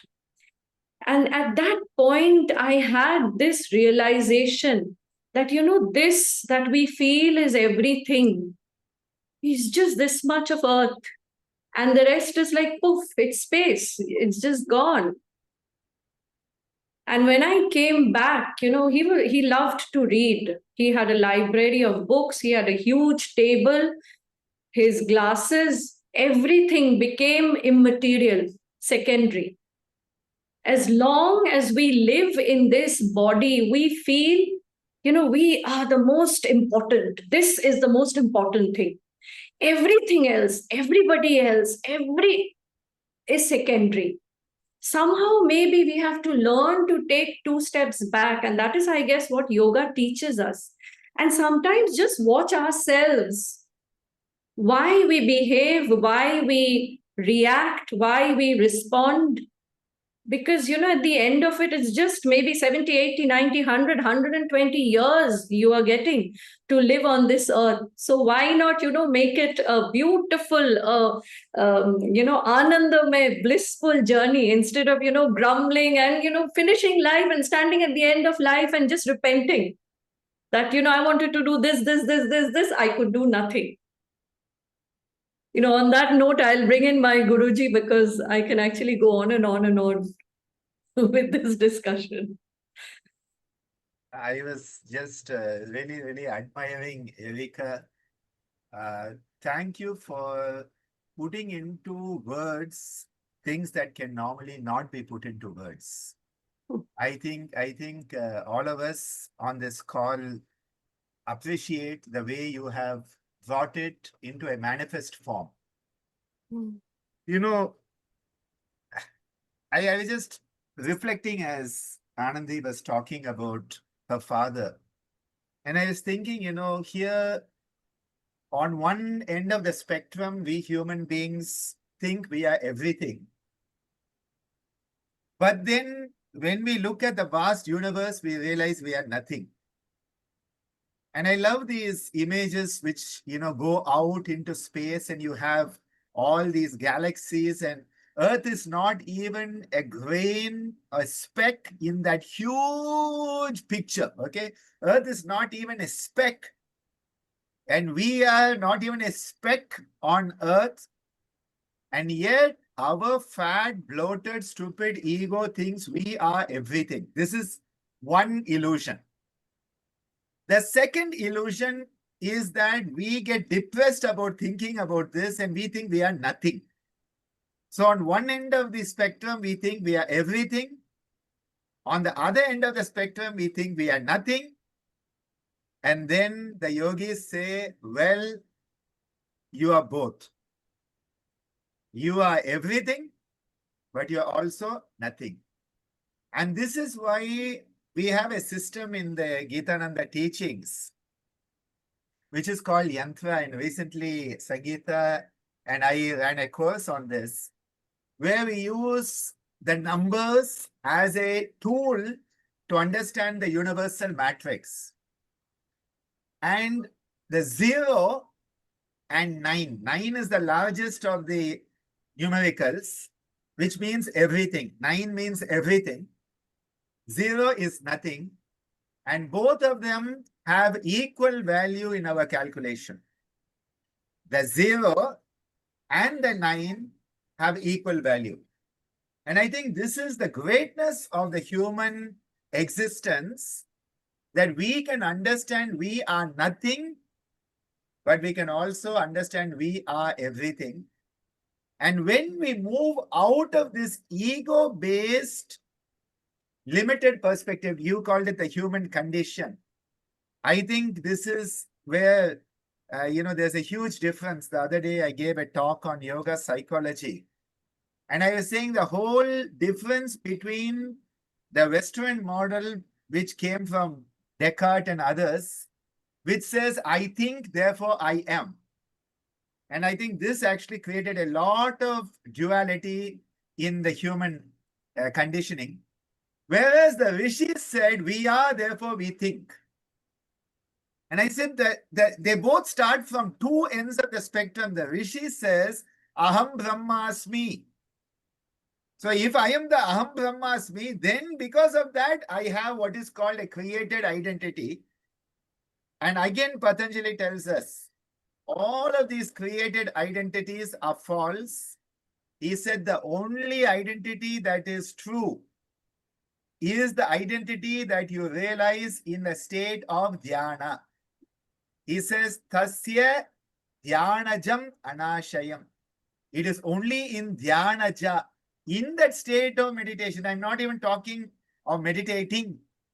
Again, I have a lot of issues with the modern tendency to say yoga and meditation, yoga and pranayama.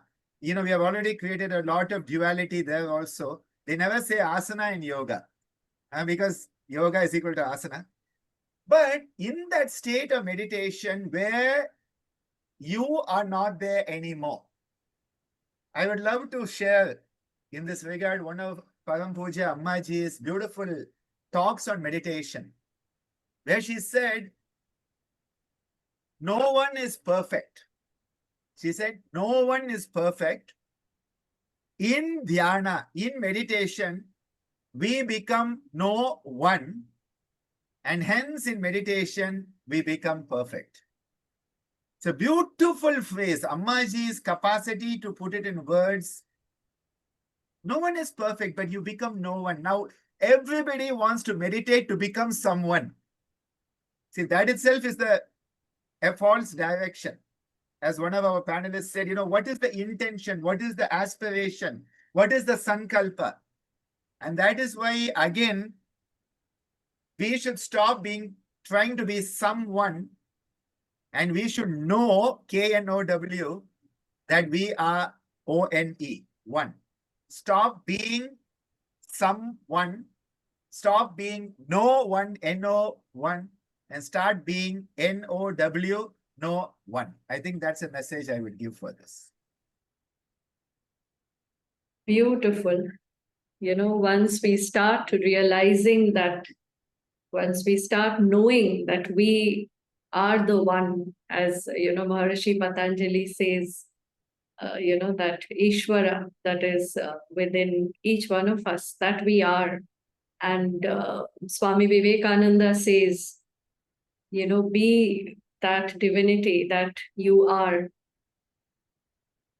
What is it? Awaken, arise, awaken, and stop not. Till the goal is reached. Guys, that one. Guruji, should we take in? We have 10 more minutes to go. Maybe if we want to take in some questions from the audience. Yeah, I think if anybody in the audience would like to ask a question or share, you can just raise your hand. We'll unmute you, or you can type your question in the chat box also. There was a question earlier about a practical issue of trigeminal neuralgia, but I feel that this panel is not really the place to go into specific disorders. So if that person contacts us, we can look at it therapeutically rather than going into each disorder. But if any of our participants, we have Sangeeta, Bharata, Varuni, Alokji, if anybody wants to share or ask a question, you can just let me know. I'll unmute you. We have kept everybody muted just for practical purposes. Yes, Sangeeta, please. Namaskaram, everyone, and thank you so much, Yogacharini and Nandi, for organizing this, and thank you so much, Guruji, and all of these illustrious guests for taking the time to help us through your experience. It really means a lot. So one of the teachings that Dr. Nandaji often shares with us is the importance of the role of relaxation in yoga practice, and how through this deep relaxation that is very active, it's not dozing off type of relaxation, how through a full relaxation we are able to truly experience unity, of humanity and other qualities that yoga gifts us with. So in your experience, any of you really, I don't know if you have time for everybody for one more round, Anandi, but maybe some of you can address how you are describing relaxation. What does relaxation look to you? What does this shantam or santosham truly feel as an embodied experience? How do you manage? What effects does it have on you? So that we can gain some vocabulary and we can gain an array of experiences on what that looks like, because it may be different culturally as well. So if that's appropriate, I think I would like to ask this one question. Thank you. Sangeeta ji, your question is addressed to anybody in specific, or? I can't hear you. Yes. Sorry. Anybody who would like to answer? Okay. So I will go ahead to our panelists. Would anyone want to answer this? Erica, would you want to answer it? Sure. I think it's such a basic question, and being a basic question is a very good question. What does relaxation feel like? And I think that ultimately, again, going back to the koshas, the different aspects, the different layers of what makes a human, you go through those different layers to relax. In your introduction, Anandi, you mentioned my mother. My mother was my first teacher and a very profound teacher for me. She would do this relaxation with me, and it would start with the body.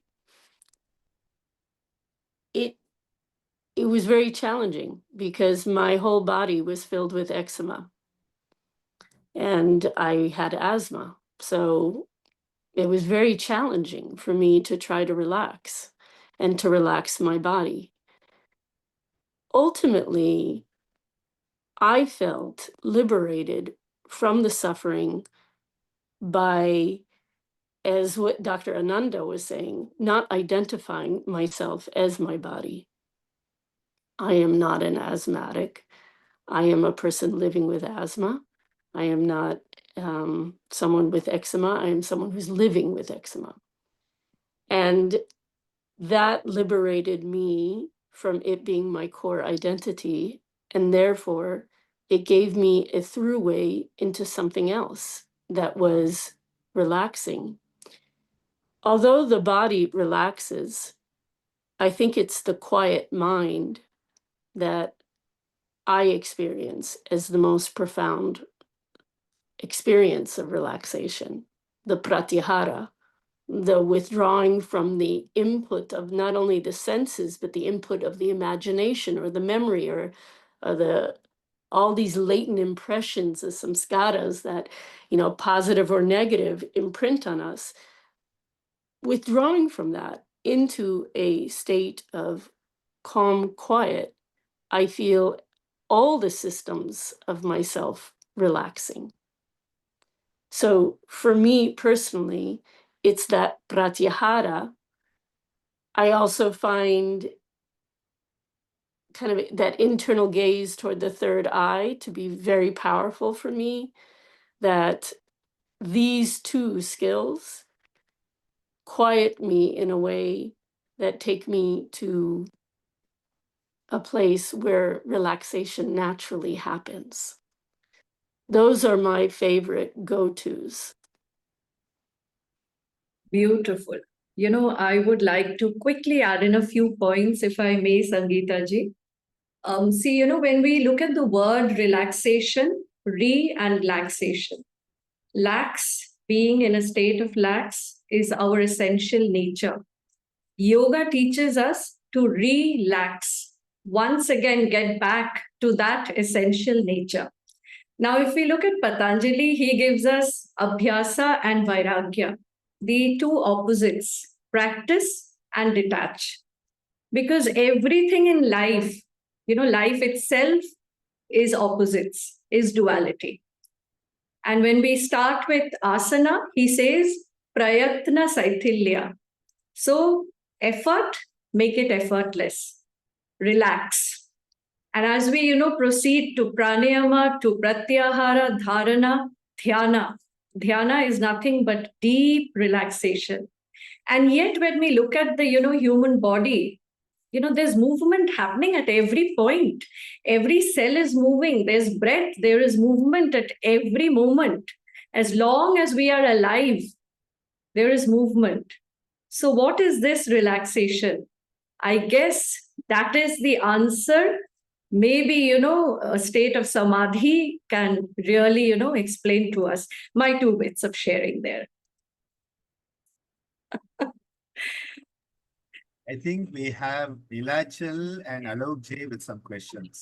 So Dr. Partho also, he's my student, yeah. So we'll start with Alok Ji. I think he was the...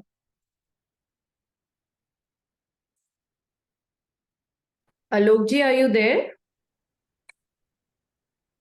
Yes, Yes. Anandi, thank you so much for including me. And my question is for Dr. Ananda. Pranam Guruji.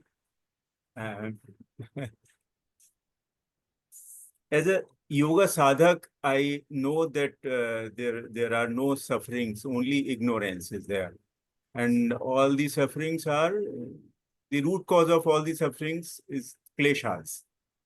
And you have well taught us, and you know that how much I have troubled you in just knowing that, leaving apart the realization. So, and the kleshas and how to attenuate the kleshas with the help of, indulging into Kriya Yoga. So this is a very good psychology and philosophy as a yoga sadhak, we all know. My question to you, sir, is how to apply this to the patient or ailing person who comes to us, and especially in the view that as a professional, I wish to have more and more clients.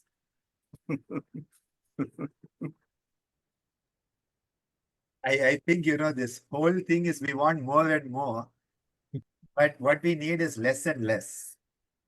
And I think that is again a human condition. I think, what Erika just shared a few moments ago gives us a very good foundation. I am not a patient of this. I am not the sufferer of this. this is a temporary phase. This is a breeze that may be cool some days, may be hot some days. This is a wave that may lift me up some days or push me into the sand and get my face filled with sand other days. It is just a wave. It is just a breeze. It is not me. I think this is where Patanjali's foundational teaching of Pratipaksha Bhavanam, developing the contrary perspective, is so vital in day-to-day living. Because some days people are nice to you, some days people are not so nice to you. The same person. Sometimes certain places you have positive experience, sometimes same place you have negative experience. So what has changed here is our perception. And this is why remodeling our perception, which is cognitive behavioral therapy based on Patanjali's Pratipaksha Bhavanam, I call it intellectual property theft, but nobody agrees with me. Pratipaksha Bhavanam is that you realize when there is a negativity, remember the time of the positivity. When there is a positivity, remember the time of the negativity. So in my own relationships, whenever somebody is being a pain in the wrong place, I think of the times they have been an amazing blessing in my life. And when people are a blessing in my life, I don't forget the times they were a pain in the wrong place. Because when you do this, you will automatically come into Sthita Prajna, Samabhava, equilibrium will happen. And when somebody praises you, remember the days that they scolded you. And when people are scolding you, remember that sometimes they also treat you well. So I think if we find this, Sukha Dukkha, Punya Apunya, Mana Apamana, Shita Ushna, Raga Dvesha, we start to transcend it. So in my own day-to-day life, this is what I do, not as a yoga sadhaka, not as a yoga charya, not as Guruji, but just as a human being striving to be a noble human being. Lovely. We will go next to Dr. Partho Krishna Ghosh. Partho, please unmute yourself and maybe have our video on. Yes.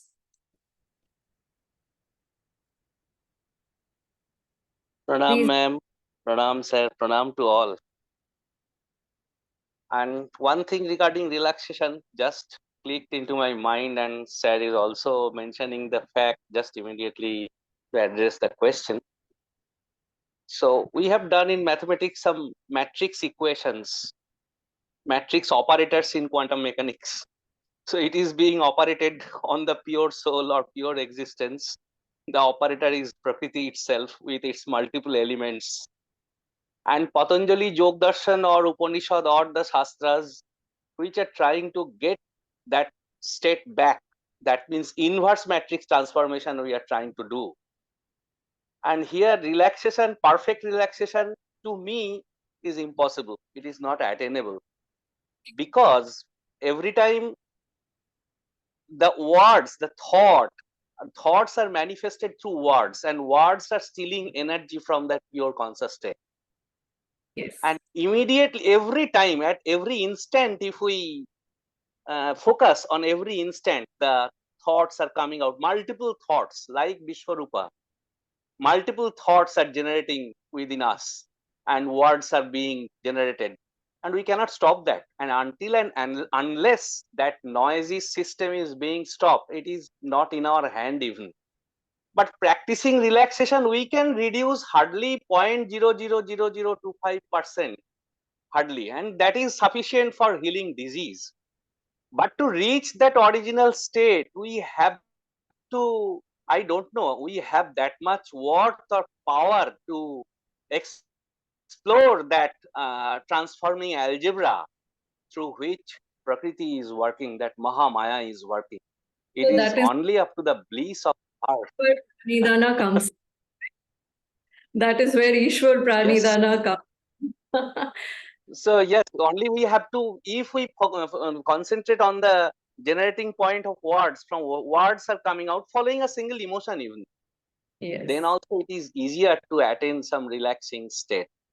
Absolutely. It will be dynamic equilibrium maybe, but static, it is beyond our scope and question. So this one. Thank you. Thank you, everyone. Pranam to all. Thank you. We will go ahead to Nilachal. Nilachal, dear, your question, please. Namaste everyone, and thank you Anand ji and Ananda sir and everyone who have organized this session. And really it was wonderful, like wherever we were having some questions in between and we were getting the answer with the next questions of yours and answers of with the all the speakers. And thank you so much for organizing this. I have a question to Eddie Stern. I still remember like 5 years ago I had one of his course, engineering health, which was the introduction to yoga and physiology, offered by the New York University online course. So I still remember like how he was teaching, and it was really wonderful knowing him and understanding his teachings, and now interacting in person. So I have a question, like you mentioned, related to the social media uses with the students, like they are reducing and they are actually paying more attention to their own work and like what the really things matters in that. I just want to ask you like how what kind of teachings you have like experienced with them, or what kind of teachings they are required to give them, because now social media in our place, if you see, it is boom, like everybody is engaged in social media. So how teachings of yoga can help them to get rid of this social media thing, and how you like to teach, or how it should be to teach yoga to students so that they are more into themselves rather than searching things for the approval, like how the discussion was there from the outside. That's the question. Okay, thank you. That's a challenging question. So I think that young people know what they need and what they want. And for my generation to try to, so now I'm coming up close on 60 in another 2 years. But I have tools and ideas, and I have techniques, and I have things that I can give people, young people to use. The way that they're going to use them is going to be up to them. And the way that young people are connecting with yoga is very different than the way I connected with yoga when I started it in the 1980s. So, when it comes to social media, there is trends pick up spontaneously depending on the needs of a generation.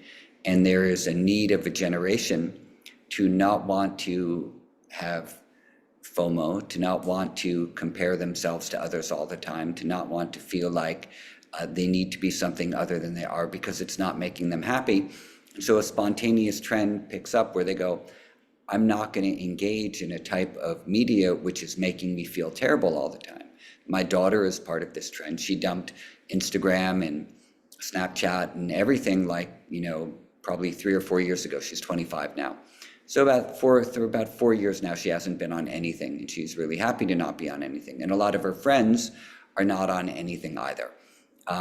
They connect by making phone calls and by sending texts, and they don't care about the false world created on social media. I'm very proud of her.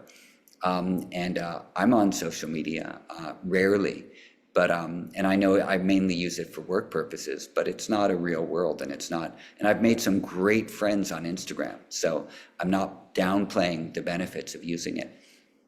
But young people know what they want, and they know what they need. And I remember that very, very well from when I was a younger person myself. I knew what I wanted, I knew what I needed, and then I created the conditions in my life to go ahead and do those things. And then I found people who could teach me things like yoga, and then I applied those teachings to actualize the type of existence I wanted to have within my own being. So I was a young person who sought out the teachings of wiser elders who gave me guidance, but I didn't try to do what they did and live the lives that they lived. What I tried to do was apply those teachings to fulfill my own individual life. So as a yoga teacher, I think what many people do, and the people who are most successful with it, are going to understand that these are tools, these are techniques, they've been around for a very long time, and they are helpful for people to be comfortable in their own being. And maybe I might say a few words on relaxation in a moment also. And as you become comfortable in your own being, then all sorts of amazing things start to happen. Alignment with principles, with purpose, with morality, with meaning automatically starts to come. And then you have these ways of continuing to connect with that. So doing some asanas, doing some pranayama, doing some meditation, doing some devotional practices are connecting mechanisms to remembering who we are, being comfortable in our own selves, and then letting our lives blossom. And then, the universal informational messages, the Ratambara Tatra Prajna, are going to start flowing forth, and we become aligned. So I think that's kind of an answer that I would give to you, if that's acceptable. And if I may, go. You had a follow-up question, or you're good? Okay, super.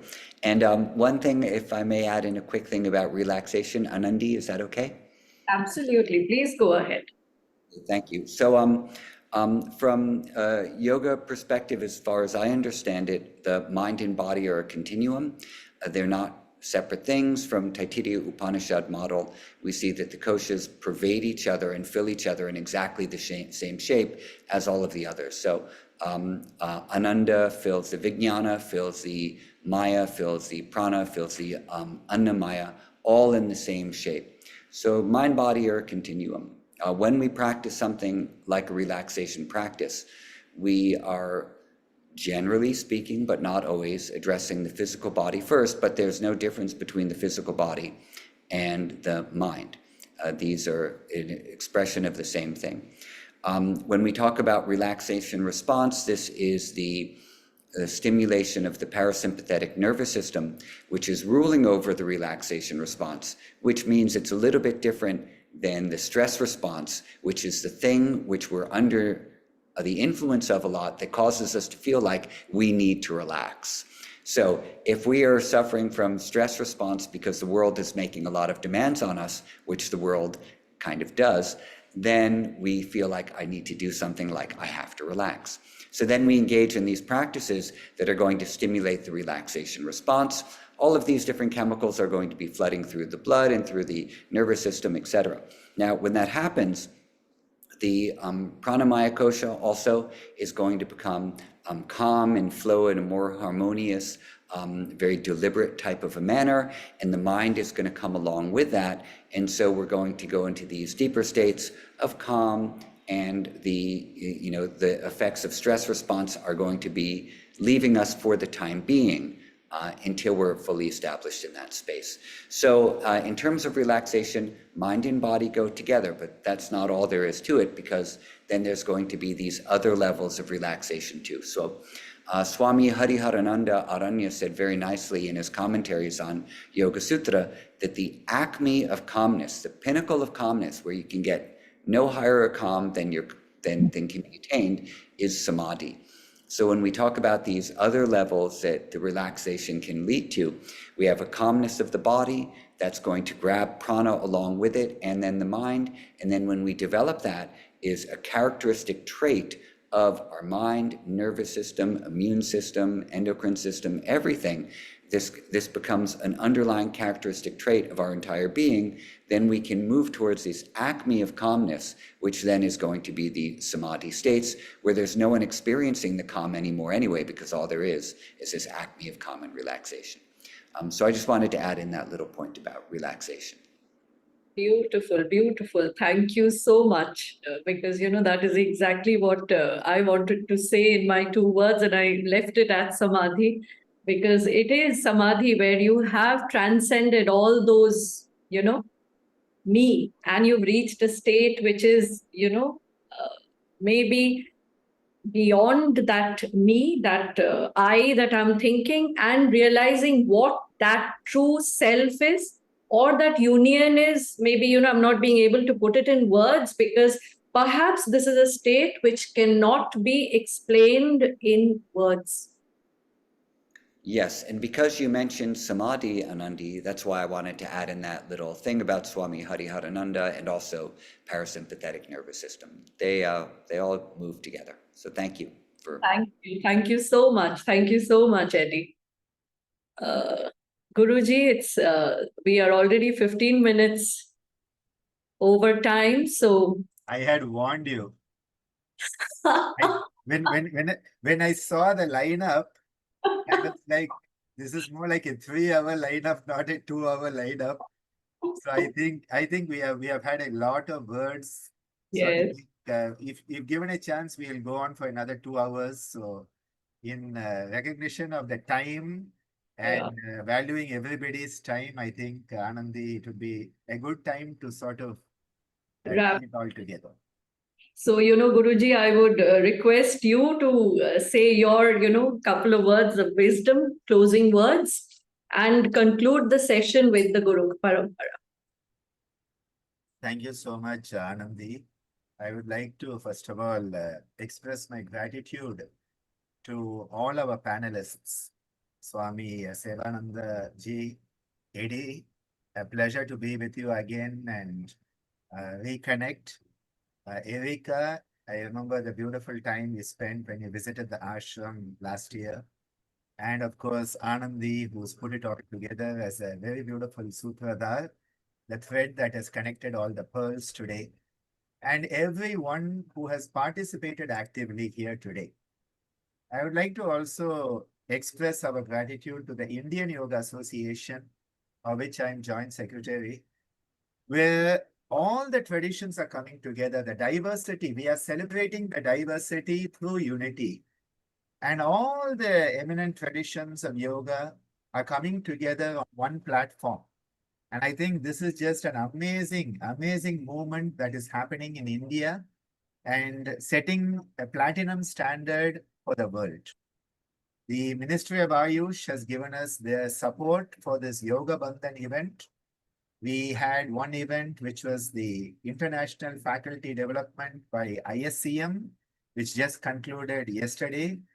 We had the event yesterday with Shailaja Menon from Malaysia. Today's event with Yoga Shakti Anandi. And on the 12th, we have another event led by Yoga Charini Sangeeta with Bharata ji and others who are also here today, who will be part of that Yoga Bandhan event. Yoga Bandhan, as Eddie so beautifully put it, yoga binds us. And he said how yoga bound him to India. That was one of the beautiful statements I heard you start off today's session with. Erika's lived experience that she has shared, Swami Sevananda's beautiful presence and the experience he has shared, the dynamic Shakti that Anandi has manifested, and the beautiful gurus who empower me to continue to share their teachings as the transmitter of their wisdom through this human embodiment. Let us come together to set the sankalpa, an intention for all beings on all planes of existence to be at ease wherever they are and be the best version of themselves in whatever state they may be. Om Loka Samasta Sukhino Bhavantu Sarve Janaha Sukhino Bhavantu. Om Shanti Shanti Shanti. Om Shri Gurubhyo Namaha Hari Om.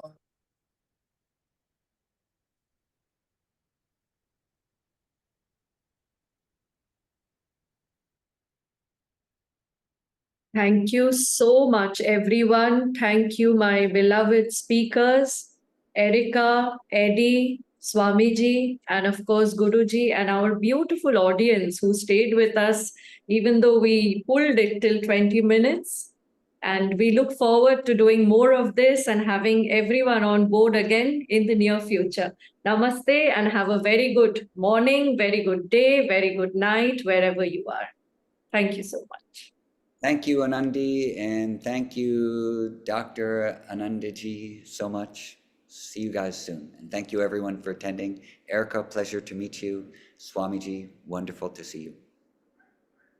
Last few Yes. Namaste, everyone. What a great pleasure. I agree, Eddie. I look forward to more. Dr. Ananda, always so inspiring. I look forward to the next time we see each other. Swami at Parmat, I look forward to sharing in your presence of great smiles. Anandi, thank you. Swamiji, a few closing words from your end.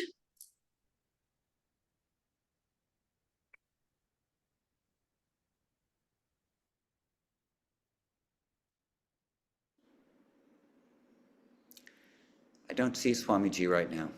I guess it's their time, maybe, yeah. Hari Om. Hari Om Tat Sat. Namaste.